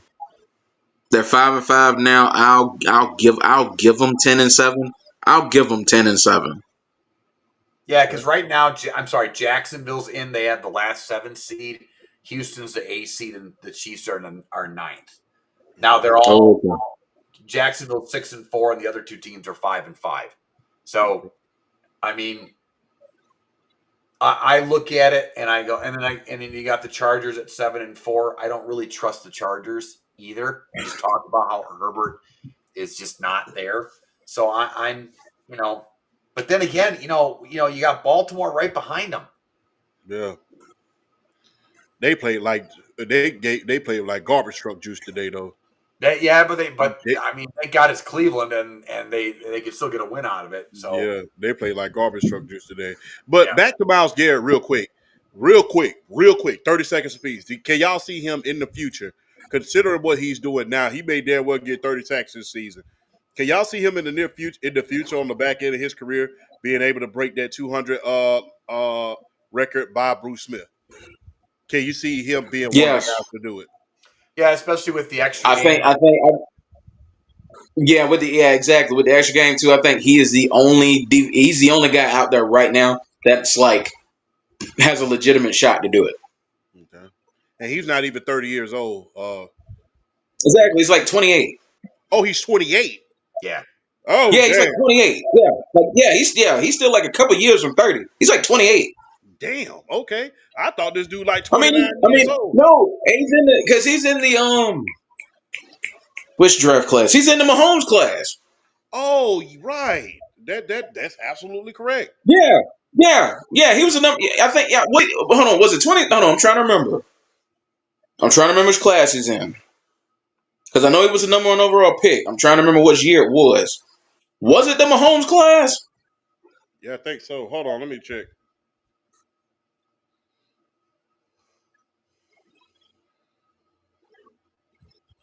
Miles Garrett. He came out in. Hold on. He came out in 2017. Okay, so he was the year before Mahomes. He was the year before. Okay. Yeah, and he'll more than likely win Defensive Player of the Year again this year, especially with how he's racking up sacks right now. He was the number one overall pick. Whoa. Hold on. I'm trying. Wait. Hold on. Patrick Mahomes' first year. Wait up. His first year starting was 2018, right? Yes. So he was in that draft class. Yeah. Uh. Yeah, I think he can. I think he legitimately has a chance to break it. Uh. Let's move on to the. Let's go. Let's double back to Trevor Lawrence real quick. He had that big victory over the Los Angeles Chargers. Is that a signature win for him? And can he lead them to the playoffs? Or do y'all think he's gonna choke again going down the stretch? Real I quick. don't play that well to I begin don't. with. It was just a running game. I don't like calling the LA Chargers a signature win because they're not good. They're not good when they need to be good. I don't like calling the LA Chargers a signature win. It was a good win, don't get me wrong, but I don't like calling that a signature win. I think that was just one of those situations where LA didn't show up. Jacksonville took advantage and they manhandled them and just kind of dictated the pace of that game with their running game with Bayshaw Tootin and Travis Etienne. They dictated the pace with the run and I don't like calling it a signature win. That's just kind of one of those games where they out game plan them. I mean they beat it. They hit them in the mouth. They hit them in the mouth for 4 quarters and they really couldn't do nothing about it. Pretty basically is all they did. Flash. Yeah, I don't. It's yeah. I don't consider that a signature win. I think BRS said, and it wasn't even Trevor Lawrence. Like he actually played like shit. Like He did. this wasn't like a Bryce Young situation in Carolina today. Like this is nowhere near that. Like he threw a touchdown and a pick, and he was like 14 of 22. Like He he just didn't have to do anything because the running game and the defense was on one today. yeah. All right. So I do have to ask this question. We all know that JT, Jonathan Taylor, is in the lead when it comes to the MVP voting, not to mention the Offensive Player of the Year. Now, considering the fact that Run CMC, he hasn't had his quarterback, damn near his starting quarterback, although Mac Jones has been playing well. Considering that he hasn't had his starting quarterback the entire year this year, up until just this past Sunday. If he goes for over a thousand this year, does he have a chance to win the Offensive Player of the Year or the MVP over JT at this point? Considering that it passes the eye test, and you know he's doing something for the second time ever. Remember, he had a thousand before. Considering how monumental it is, going over a thousand, that's even more rare than having 2,000 yards rushing.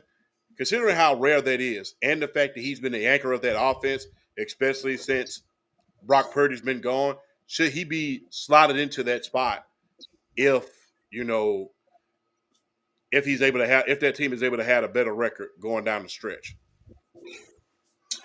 Well, okay, so the 49ers, okay, so they won today, so they're 7-4. Mm-hmm. Um, no, I still think it's JT's to lose. Okay. And I mean, and CMC's been balling out. Don't get me wrong, and he's got an excellent shot at 1,000, but it's the volume that Jonathan Taylor is churning out yards, and then it's the touchdowns. It's getting into the end zone. I think Jonathan Taylor is going to have one of these years where, like, even the 1,000 season from Christian McCaffrey, at the very least, still wouldn't be able to take Offensive Player of the Year from him. JT is just having one of them type of years. Okay. Flash. I mean, it's possible, but I think all the momentum is behind Jonathan Taylor. I think that's a big thing too. The momentum on him is just too much to overcome right now.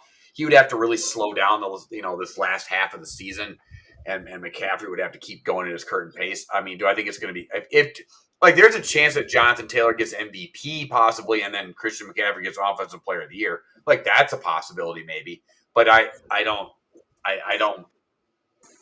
Not yet. No, not no. As of right now, no. Here's my thing. My thing is this though, and I honestly feel like this. If Jonathan Taylor wins MVP, he's winning Offensive Player of the Year too. He's sweeping them. Yeah, I don't think that's. I think you're. I think yeah. I don't. Uh, well, what about the kid out of Seattle? Oh, Jay. He just threw 4 interceptions today. No. No, he's talking about Jackson. No, he's talking about Jackson Smith and Jigba. He's talking about the wide Oh, receiver. okay. I'm Yeah, about to say that. I'm about to say The Sam Darnold first, threw. well, okay, so heck no, we ain't talking about Sam Darnold. But first time in NFL history, at least 75 receiving yards in 10 straight games to start a season. Yeah, I mean, balling. Um, he's probably the third. He's probably option C as far as offensive player of the year is concerned. You got JT, you got CMC, and then you got JSN. Those are probably like my top three candidates for offensive player of the year. I think he would have to like, good gosh, to have a legitimate shot though, he'd have to get at least 1,800 in receiving. yeah, It's only week 11. He has 1,100 right now. yeah, He gotta hit at least. I'll give him at least 1,600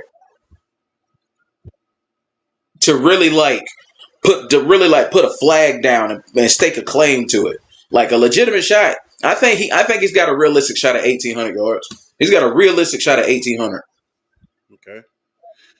Real quick, before we go into the last and open discussion, what do y'all think about Shedeur Sanders? Not his performance. We know it was buns, but what do you think about his comments about the Cleveland Browns fans showing Dylan Gabriel more love, and they need to stop chanting his name because he doesn't want to be a distraction to the team. He feels like them not showing Dylan Gabriel enough love is a distraction to the team. What do y'all make of those comments? Hold on, what he said now?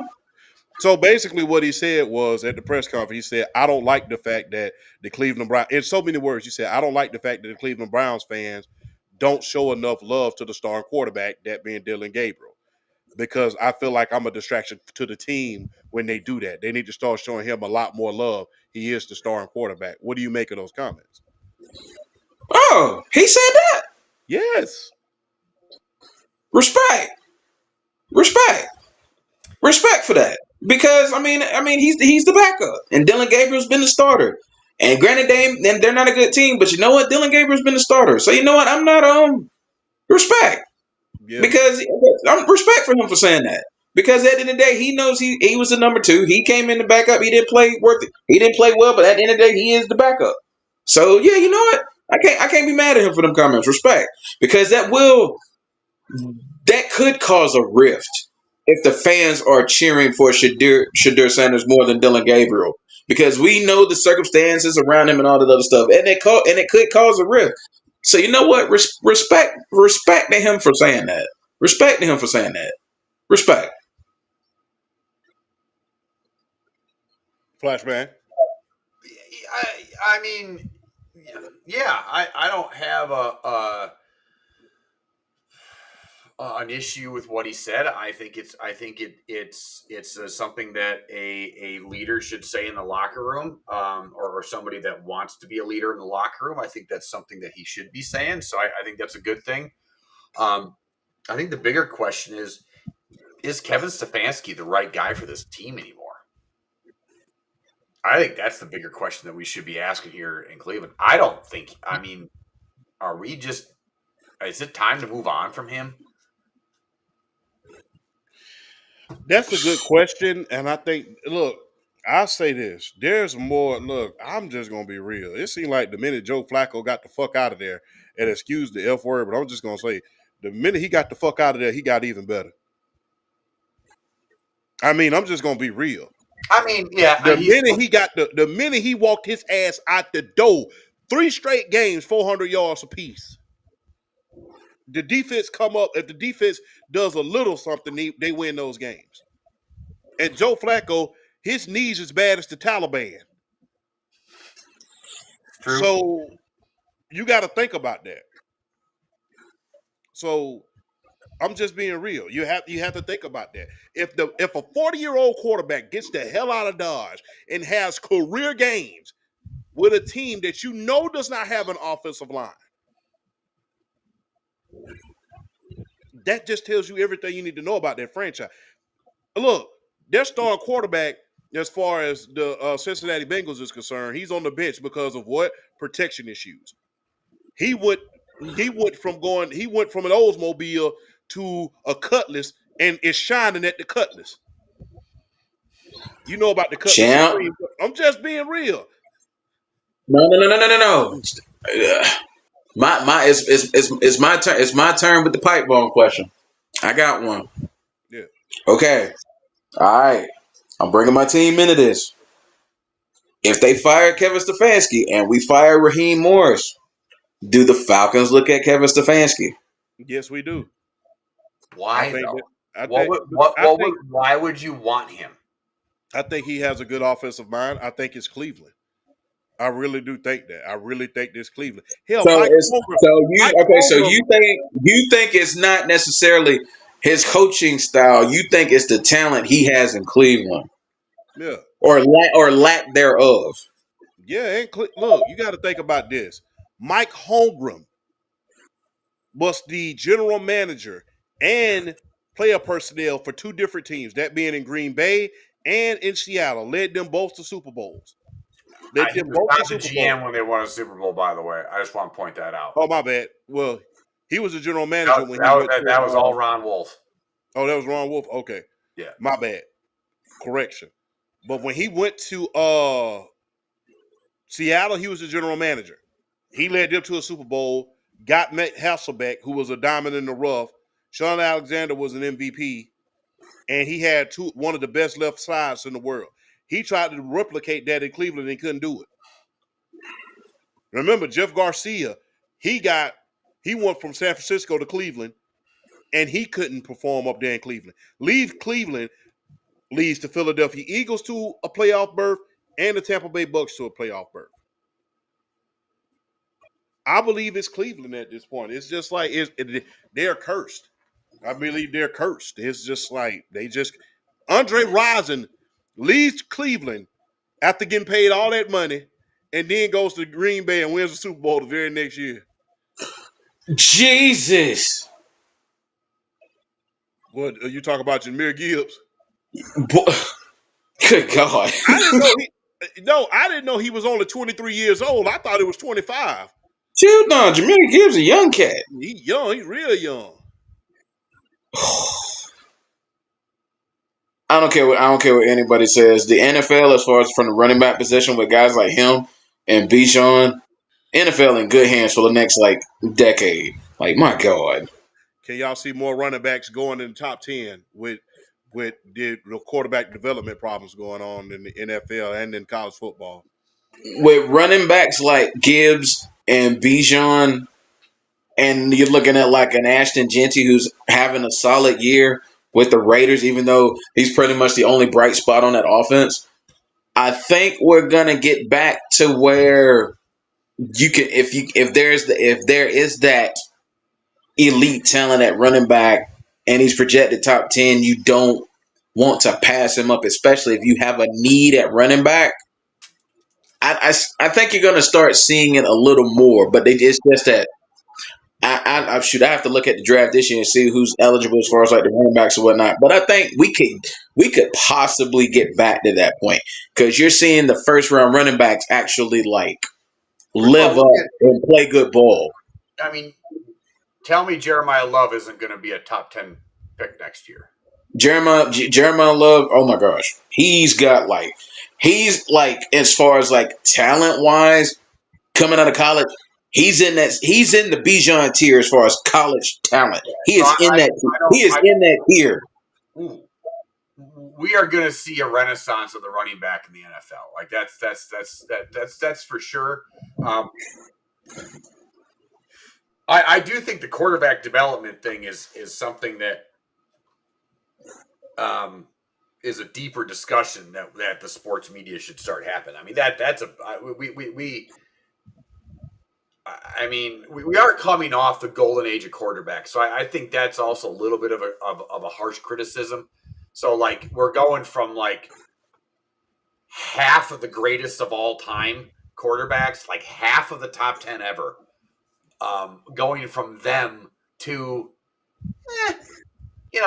they're a step below. So they're going to be they'll be the, I think I'm not gonna lie, man. A lot of Dan Fouts, which is fine. Even Dan Fouts was a top 10 guy that you just couldn't mistake it for. But the thing is, there's so many mid-level guys that are being built up as fucking world beaters, and that's the problem. Well, it's just like in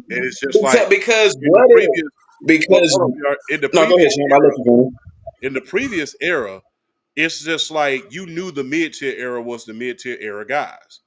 It was no mistaking it. Now you have mid-tier guys coming into the league, and you know they're damn mid. It is just like, well, this is going to be a next generational guy. Are you not watching this fucking tape? Because you're not looking at what I'm looking at. And that's the thing. I think we've all. I mean, if you look at it, like we jump on a guy week to week. A year and a half ago, everybody thought Jordan Love was going to be the greatest thing ever, and he's just right now so far like he's just above average. Every other week it's when they played Pittsburgh, he's very erratic. He's very erratic, and that's the thing. Like 3 weeks ago when they played Pittsburgh, and he was turn on Colin Cowherd and every other fucking radio show on the planet, and he was the greatest thing ever. You're going to see him going to the Hall of Fame and blah blah blah. And in the last 2 weeks, he made some plays today against the Giants, but like. He's not playing as like an all-time great right now. Are you kidding me? Like even the guys that we anticipate like right now that are supposed to be playing as the top tier of this league, the Mahomes. Not only Josh Allen had like the 6 touchdowns today, but Mahomes, Lamar Jackson, like they're not really I'd say Allen's playing the best out of all 3 of them right now, obviously, but we're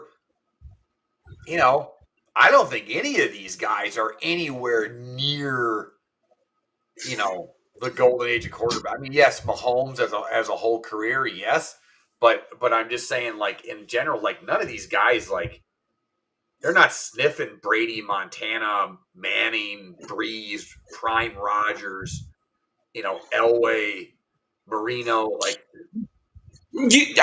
Don't even use the 90s. Just use the 2000s. Brady, man, yeah. I'm like, don't even bring any of the 90s quarterbacks. Just go from 2000 on. When you're looking at Brady and Manning and Rodgers and Roethlisberger and Ryan and Rivers and Phillip Rivers and Russell Wilson and guys like that.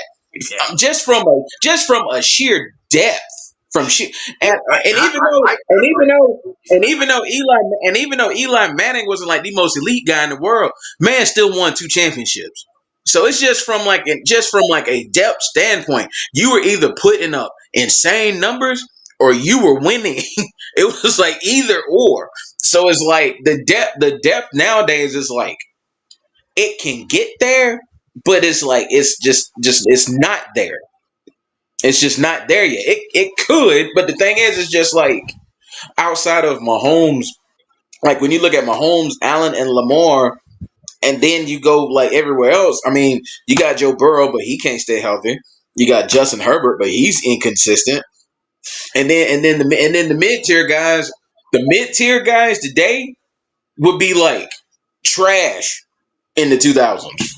Like Yeah, like the two attack Tagovailoas of the world, the Trevor yeah. Lawrences of the world, I'm they asking straight up. they would have been benched, and they would have been benched in the Like a golden mid, era quarterbacks. They like wouldn't even be starting. a mid tier guy in the 2000s was Tony Romo. Tony Romo is a way better quarterback Exactly. than Tua ever was.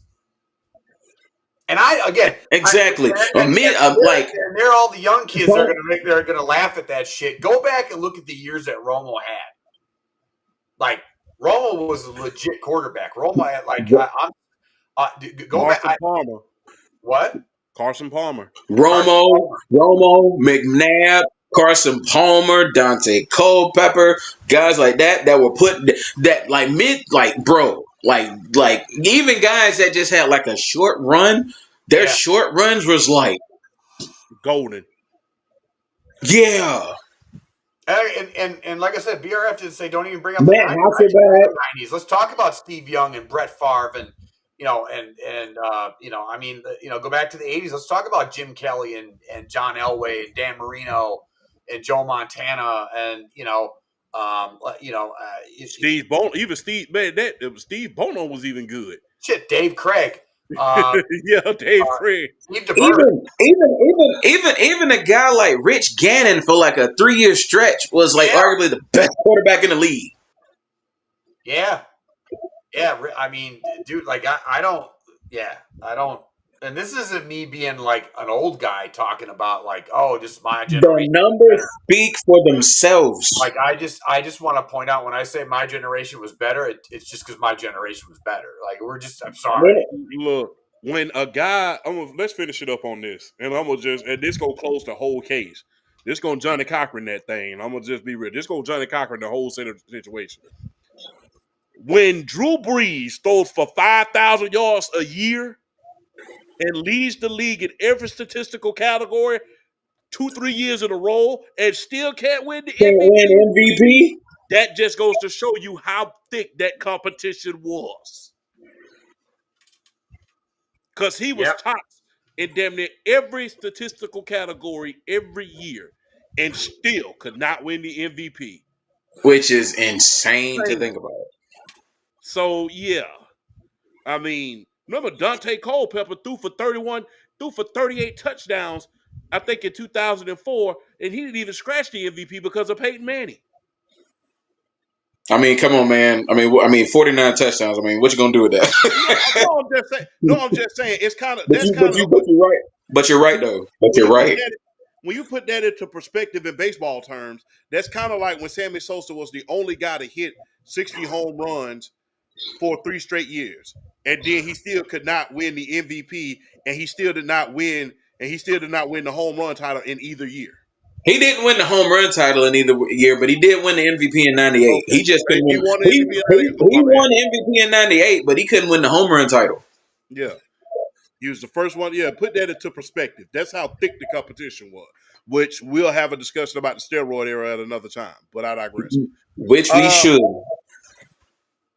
Last open discussion. This is the first time I'm doing this, and this is what is not getting enough attention in the world of sports. That is Alex Ovechkin, the first player to score over 900 goals. That, in my humble opinion, I know it's hockey. Yes, I watch hockey. Read between the lines on what I'm saying. Yes, I watch hockey. My favorite team is the Los Angeles Kings. But the fact that Alex Ovechkin's record is not getting a lot of attention, he's the first player to score over 900 goals, and it's in the GOAT conversation right now. People are talking about how he's above Gretzky, which I think Gretzky, and that's me being biased because he played for the Kings, is number one. But there's a lot of discussions around it at this point since he was able to score the 900 goals. Not to mention Sidney Crosby. He just stepped into number 7 in points. He stepped into number 7 in points. I don't think hockey gets the attention that it needs to get, especially when you have GOAT type records that are being broken. When you score over 900 goals, and no one has done that in history, and you score more goals than one of the greatest scorers of all time. Look, Wayne Gretzky was so good. I think he won 8 MVPs. 8. So when you surpass him in goals, and I remember one of my greatest videos, one of my highest viewed videos to this very day when I first got on TikTok, and it was a discussion. It said, what is a controversial take in sports when it really shouldn't be? And I said this on live. I said Wayne Gretzky is the only athlete that is the undisputed GOAT of his sport. In every other sports, there is a discussion about who is the GOAT, and there's always a damn debate, no matter what sport you look into. But in his sport, there's only one, and that's him. Damn, that's good. I would You're never right. forget. That's good. Like I said, in every other sport, whether it's basketball, it's LeBron James versus Michael Jordan. Even when you look at football, there's still a lot of the old heads, including myself, that will say Montana is the GOAT. There's a lot of guys who still will say Montana is the GOAT. When you look at golf, there's guys who would say Phil Mickelson is the GOAT. When you look at track and field, there's guys and old heads that will still say Carl Lewis is the GOAT. In the world of sports, there's only one undisputed GOAT in the sport. And even in tennis, people talk about Serena Williams. Margaret Court still has more championships than she does. So in his sport, he is the only undisputed GOAT of his sport. He's the only one of one. When you talk about hockey, the first name that comes to mind, Wayne Gretzky, and everybody moves on. And they don't argue with it. The only person that, the thing is, it's sad that the only person that argues against him being the GOAT is himself.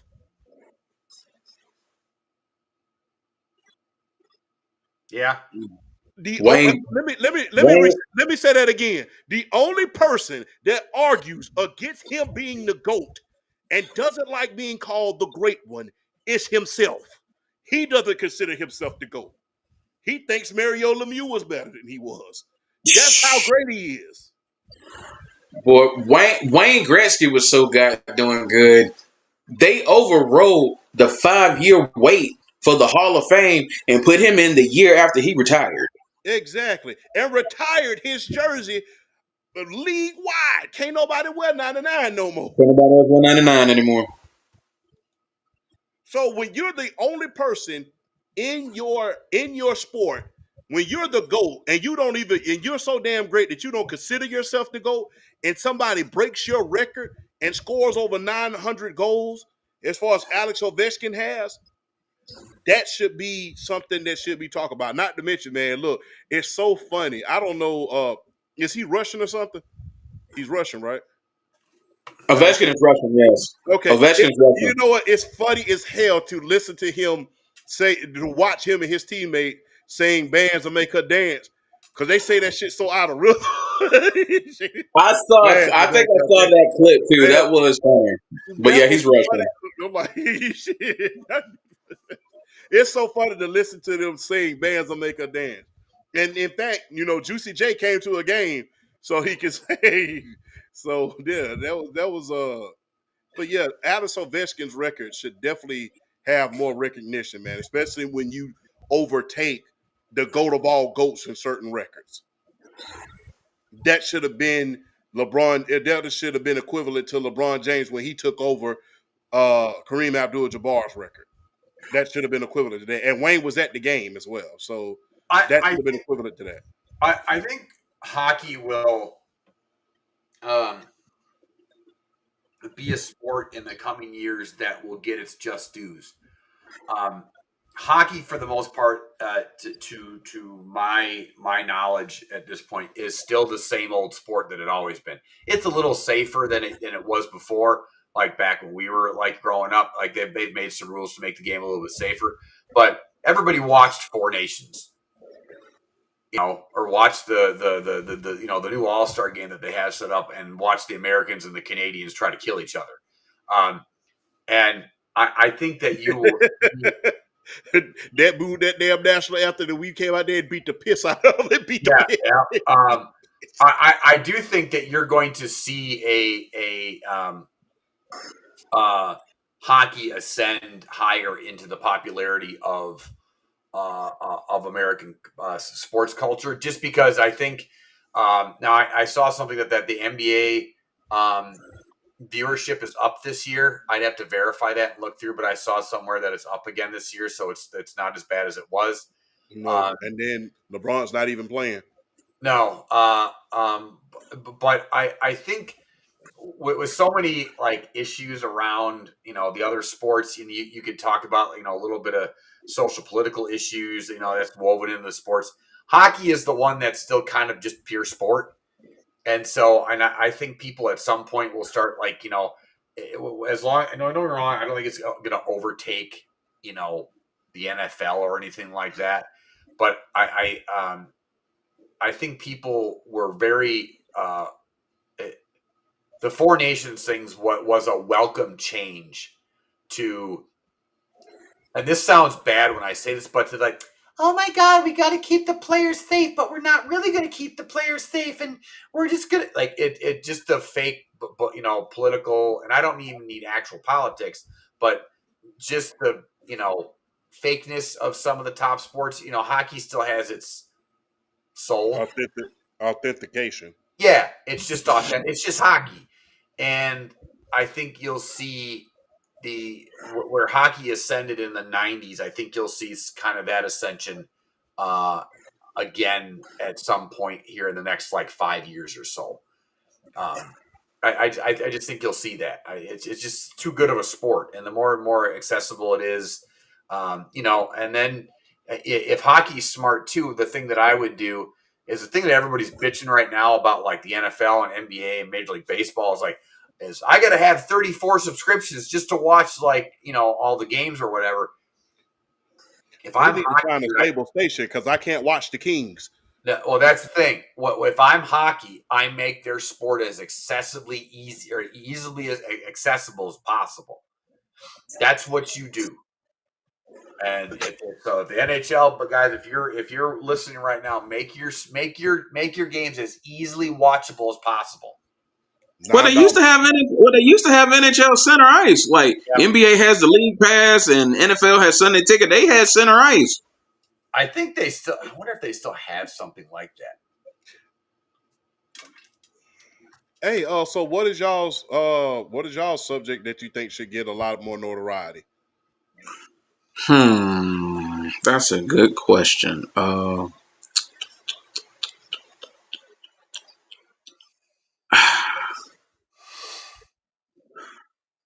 Honestly, that's something I really haven't thought about much.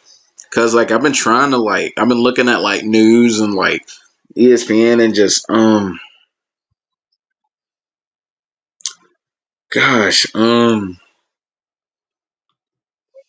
honestly I don't. Yeah, I have to think about that one. You have to come back to me on that one. I have to think about that one.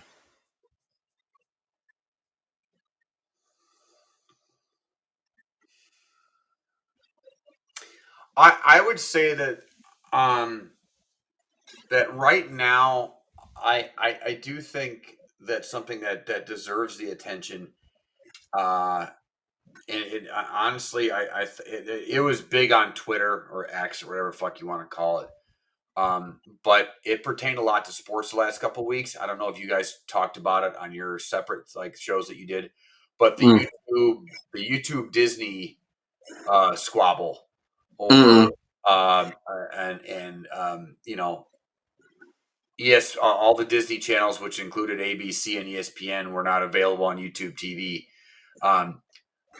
I think the thing that is not getting enough attention is I think the amount of greed between both companies, Google and Disney. Like I'm of the opinion of fuck them both at this point. But I'm also that that these leagues, and I'm going to throw WWE in here as well, these leagues are pricing out the fans not only at the arenas, but now when it comes to just to watch on TV. And there is going to come a time when people are going to just start turning stuff off. Mm-hmm. And I don't think that's getting enough attention. We're in a really weird political climate right now. We have been for the last decade, in general. But I also think that there's a growing collective, and this is, doesn't matter if you're left or right now, is that people are getting pissed that nobody can pay for anything anymore. Nobody can enjoy, and now we're getting to the point where it was hard for a couple weeks, where JJ Watt is on X or Twitter or whatever saying like, "Fuck, this isn't even worth it." Trying to find a way to watch this football game. People are just going to start throwing up their hands and go like, I'll just find something better to do. And I think that's a problem. Because I saw a great quote, and I wanted to. I don't know if I saved it or not. And I know I saved it somewhere, but I don't know where I saved it, and I forgot who was by. And I wish I could. But it was essentially that sports has is the one thing that has the ability to bring people together on more of a consistent basis, whether it be race, gender, culture, whatever. It's a language like music. Yes. And if that's something that is taken and is slowly eroded by greed in this country, that's going to be a problem. And I think that that's not getting enough attention. The one thing that gives everybody power in this country, even more so in my opinion than your vote, is you speak with your dollars. If you don't like something, and if you don't think something is worth it, and you don't like it changed, and you don't give them your money. And so I'm talking to WWE, NFL, Major League Baseball, the NBA, Target. Look at what happened with Target. They lost over $50 billion this year. Yep. I'm talking to you, Disney. I'm talking to you, Google. I'm talking to all you fuckers out there that just keep raising your prices, and people are just going to start tuning your shit off. I don't care. I got way too many other things to do and different priorities and hobbies I can do than watching your overpriced garbage. I grew up I grew up in an era with Michael Jordan and Charles Barkley and Magic Johnson, and I got to see most of LeBron James's career, and I got to watch the golden age of quarterbacks from and I'm talking about early '80s or the mid '80s when it comes to Elway, Montana, Marino, all the way through Brady, Breeze, and Rodgers and Manning. And so if you think that I won't turn off the fucking TV to watch 90-year-old fucking LeBron James and a bunch of European players, you got another thing coming. If you don't think that I'll turn off the TV for because it's almost impossible for me to watch a fucking Packer football game because Google and Disney are arguing over a couple $1 million, fuck you both. I will turn that off and I will find a different way to watch it. I'm seriously, and the most of America is going to do that as well. So I warn all of you, keep going, because one thing that American culture is really good at still, no matter what side you fall on the political aisle, is they have no problem giving the middle finger and saying fuck you at some point. So just watch your shit. And my bad, Flash. I apologize. Are you good? Rant done. All good. I'm done. And that goes back to our point. I think we talked about this a couple of weeks ago too, where cable, I remember when there was, cable companies, there was no problem with there was no problem. You see what I see? Yeah, you got hurt or looked at? Oh no, he good. He good. All right. Okay. I was about to say, oh shit. But yeah, there was I really think that we was better off with cable. I really do believe that. I really think that we didn't understand what we had. When I'm gonna just be real. When my dad said, I never forget, back then when they told you all the movie channels were for free for 3 months, all the sports channels were free. that was exactly what the blank date was. And now it's getting so bad to the point where even if you have streaming, you still have to get cable or a TV provider in order to watch the damn game. Yep. So what was the point of us going to streaming if I still have to have cable or a TV subscriber in order to watch the damn game? What was the point? So that's the thing. When we had cable, it was just American cable, Knowledge Spectrum. When we had those things, guess what? Once you paid for cable, you was able to watch the game. The only time that you really had to watch yourself was, if you want an NFL Sunday ticket. I remember when League Pass was a luxury. League Pass was a luxury. NFL Sunday ticket was a super luxury. You went over one of your friend's house, one of your dad's friend's house, when you wanted to watch every I single used to pay for game. that every year back in the day. Like when I first moved into my condo or whatever and built my basement and everything. Yeah. I had DirecTV and I paid for that every year. I had because I have a sports bar in my basement. I pay for that shit every year. Yeah. Now it's just not worth it. That's the other thing too, is like I don't think these companies realize piracy is on the rise. Like they don't understand the internet at all. Well, look, the piracy's always been a big thing, Yeah. And the bootleg man was the man back in the day. Oh, I know. I agree, but it died out after a while when the internet when the internet and everything became more accessible. It didn't go away, but it wasn't what it was like when we were teenagers and we had Share Bear and all that kind of stuff. Yeah. It wasn't like that. But now it's on the rise again because people can't afford shit. So like, well, I'm gonna go enjoy my shit however I need to enjoy it. And so that's going to start happening again. I mean, we literally had Stephanie McMahon herself come out and say, get a VPN, cheat. So I'm just saying, just all you greedy ass companies, just watch it. Like I said, we was better off with cable, man, because I remember when we had all of the channels, when my dad came in and said, hey, look, we got all of this for $150 a month. You had all of the movie channels and what have you. And look, the thing was, even if you didn't, and look, the thing was, even back when this is why I said my generation was better as far as entertainment-wise was concerned. Even if you did not have cable, I must preface this by saying, even if you did not have cable, there was a lot of stuff that you could watch if you didn't have cable. Remember, look, Saturday morning cartoons came on the local stations, right? Right after that, on Saturday, you had college football. Then the very next day, you had NFL doubleheader. Then NBC wasn't on Peacock; that was on Channel 38. So you still had, and then the local TV stations had their own little sports thing going on. So even if you didn't watch ESPN, which that was the top thing back then, it's not so much now. That was the thing that you just had to have back then, not so much now, which is unfortunate for them. You could still be tuned into sports and know exactly what's going on. Like I stated, DirecTV, Sunday Ticket, League Pass, stuff like that was a luxury. If you really want to look, man, we got this very, very special. You only resorted to doing that if you had very, very special regular games come on. Like if you had a Big East like basketball game that wasn't in your region at a certain point, like if Syracuse and Georgetown was playing and your region was Georgia Tech and let's say Florida State, you went to your friend's house in order to catch those special games. Those were just for special occasions. Now you have to have special occasion shit just to view regular shit. I just want to point out, like, just look at YouTube TV in general. So I got rid of DirecTV back in 2017 when YouTube TV came out. Their original thing was $35 a month.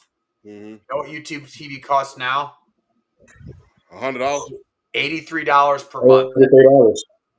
$83 a month. That's over 100% increase in less than 10 years. Hey, man, I'm not going to lie to you. I feel crazy because I got all my streaming channels. I got the Disney Plus. I got ESPN. Over $150 a month. because Oh I yeah. got Sling, I got HBO Max, and I went on ahead and said, look, I'm not gonna miss a basketball game this year. I went on ahead and got League Pass for $16 a month. So I'm like, hey, I'm gonna I mean, I watch got it. HBO. I got HBO. I dropped Disney down to just the Disney thing where it's $6.99 a month, just because I'm not paying. Fuck you, ESPN. I'm not paying for all that shit now. Like, and then on top of it, it all of a sudden stopped working on my router. So I was like, I'm not. So I'm like, whatever. Um, you know, and I pay for HBO Max. I pay for YouTube TV, and which I've thought about getting rid of, and the only reason I haven't gotten rid of it is because I love sports so much. But don't think I won't. You keep going up. Like I said, I'll find better ways to. I'll find better things to do. That's fine. But other than that, and I think I pay for Amazon, but I get that with my Amazon Prime subscription. But that's another thing that like I'm debating on just getting rid of because I'm just like whatever. BRF, you got anything you want to add to that? No, well, I do. I was thinking about like the open discussion as far as like topics I wanted to discuss or things I feel like deserve to get some some light, and I want to and champ, I want to shine a light. I want to shine a light on one of our squads, and I want to shine a light on our Braves. And the reason why I want to shine a light on our Braves is because Drake Baldwin won the Rookie of the Year this past week. And the reason why I wanted to bring this up is because when you go back to 2018, the Braves as a franchise have won a lot of individual awards. Mm-hmm. I mean, I'm trying to get all this right. I know so since 2018, that's two MVPs, three Rookies of the Year, Cy Young Award, and then of course the World Championship itself. But I want to focus on the individual talents and just like since 2018 and like how lucky as fans we should be that they've been able to really like even though they didn't make the playoffs this year to be able to hold a level of consistency when you can go all the way back to like 2018, Ronald Acuna Jr. winning Rookie of the Year, Freddie Freeman winning his MVP in the COVID year 2020, and then when you look at Michael, I think it was you look at Michael Harris winning Rookie of the Year, um, and then you look at Ronald Acuna winning his MVP in 2023. Chris Sale winning the Cy Young Award. Now Drake Baldwin winning Rookie of the Year this year.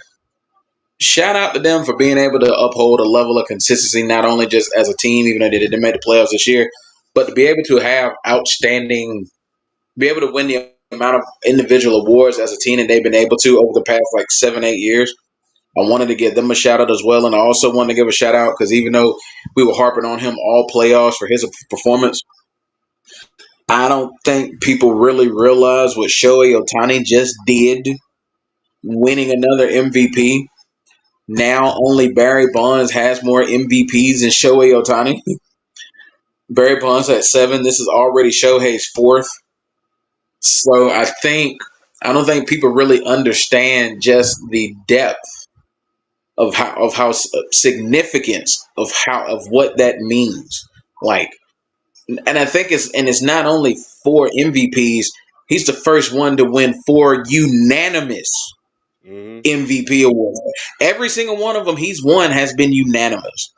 And I know, and people just looking at the face value, just him being able to pitch at an elite level, being able to hit at an elite level. I think it kind of hit me when he won an MVP, and then you look at all of his accolades and just everything. Like now, this is where we talk about discussions for being the greatest Major League Baseball player of all time, because now you can look at it and say like the accomplishments and the accolades have truly backed this talent up. You can legit say, because I still feel great. I still feel Barry Bonds is the greatest player ever. Granted, he was only an outfielder, But I look at the fact that he basically had 2 Hall of Fame careers. Shohei Ohtani is in some rarefied air to where if you wanted to say he's already a top 5 baseball player of all time, if he's not the GOAT, I would not argue with you. I would not argue with you at all. And it's amazing and it's crazy. I'm already saying that about a player, but I don't think the significance has set in just yet with him winning a 4th unanimous MVP. And I hope as time progresses and we look at him and what he's already done, I hope that really sets in knowing that Shohei Ohtani has won an MVP 4 separate occasions and no one else got a first place vote in any of them. So I really hope the significance starts to kick in after a while because we are witnessing unparalleled levels of just sheer greatness when it comes to Shohei Ohtani. I wanted to put the Braves in this as well because even though they only have the one World Series to show for it, the fact that they've had that many awards as a team since 2018 just shows how good they've been over the years. Does it suck they only have the one championship to show for it? It does, but you know what? At the same time, when you think about it, the level of parity in Major League Baseball, because I think I did a video or something like that a while back talking about the amount of teams like the like people talk about only the high payrolls win and all that, and I was like, no. When you think about it, it ain't necessarily the top 3 payrolls in baseball that have been winning championships. There's been like a level of parity in baseball really since, good lord, if you want to go back to early 2000s, there's been a real parity, like I said, it's not just the highest payrolls, it's just about who gets high. But yeah, I just wanted to kind of shed a light on those 2 things, well, particularly with Shohei, because now we're kind of getting in that rarefied air as far as like who's the greatest baseball player of all time, and is it safe to slide him in this conversation now? And I definitely think yes, it is very safe to put him in this conversation among the greatest of all time, and it's gonna be fun to debate when you look at the Bonds of the world and the Griffeys, and then from the pitching perspective, like Greg Maddux and like Pedro and Randy Johnson and guys like that, to have a guy like Shohei who's like who's gonna make a case on both sides it's pretty unparalleled. Yeah. That was good, man. That's why I love you guys' baseball knowledge. I'm not gonna lie to all of you who are in the audience right now that have not yet liked this, subscribe, man. Look, when baseball comes back, you are in for a real treat because these 2 men to my right, your left, know their damn baseball. They got me back to watching the sport when the Braves are not winning. As y'all know, I am a super homer when it comes to baseball. If it ain't the Braves, I ain't arriving. So, to BRF's point, man, thank you for shining the light on every last one of those players, man, because that was good. So I encourage everyone to like and subscribe. Thank you for supporting and thank you for watching. Whoever's watching right about now, look, be safe, be careful. I know a lot of things have been going on in the world. Hold your family close. It's the holiday season. Let go of any grudges and cast it out and cast out any judgment, any grudges, or anything else that you may have. On that note, God love you. So do we. Keep pushing, keep pounding, rise up above it all, and keep a clear mind and keep a clear head space. Much love.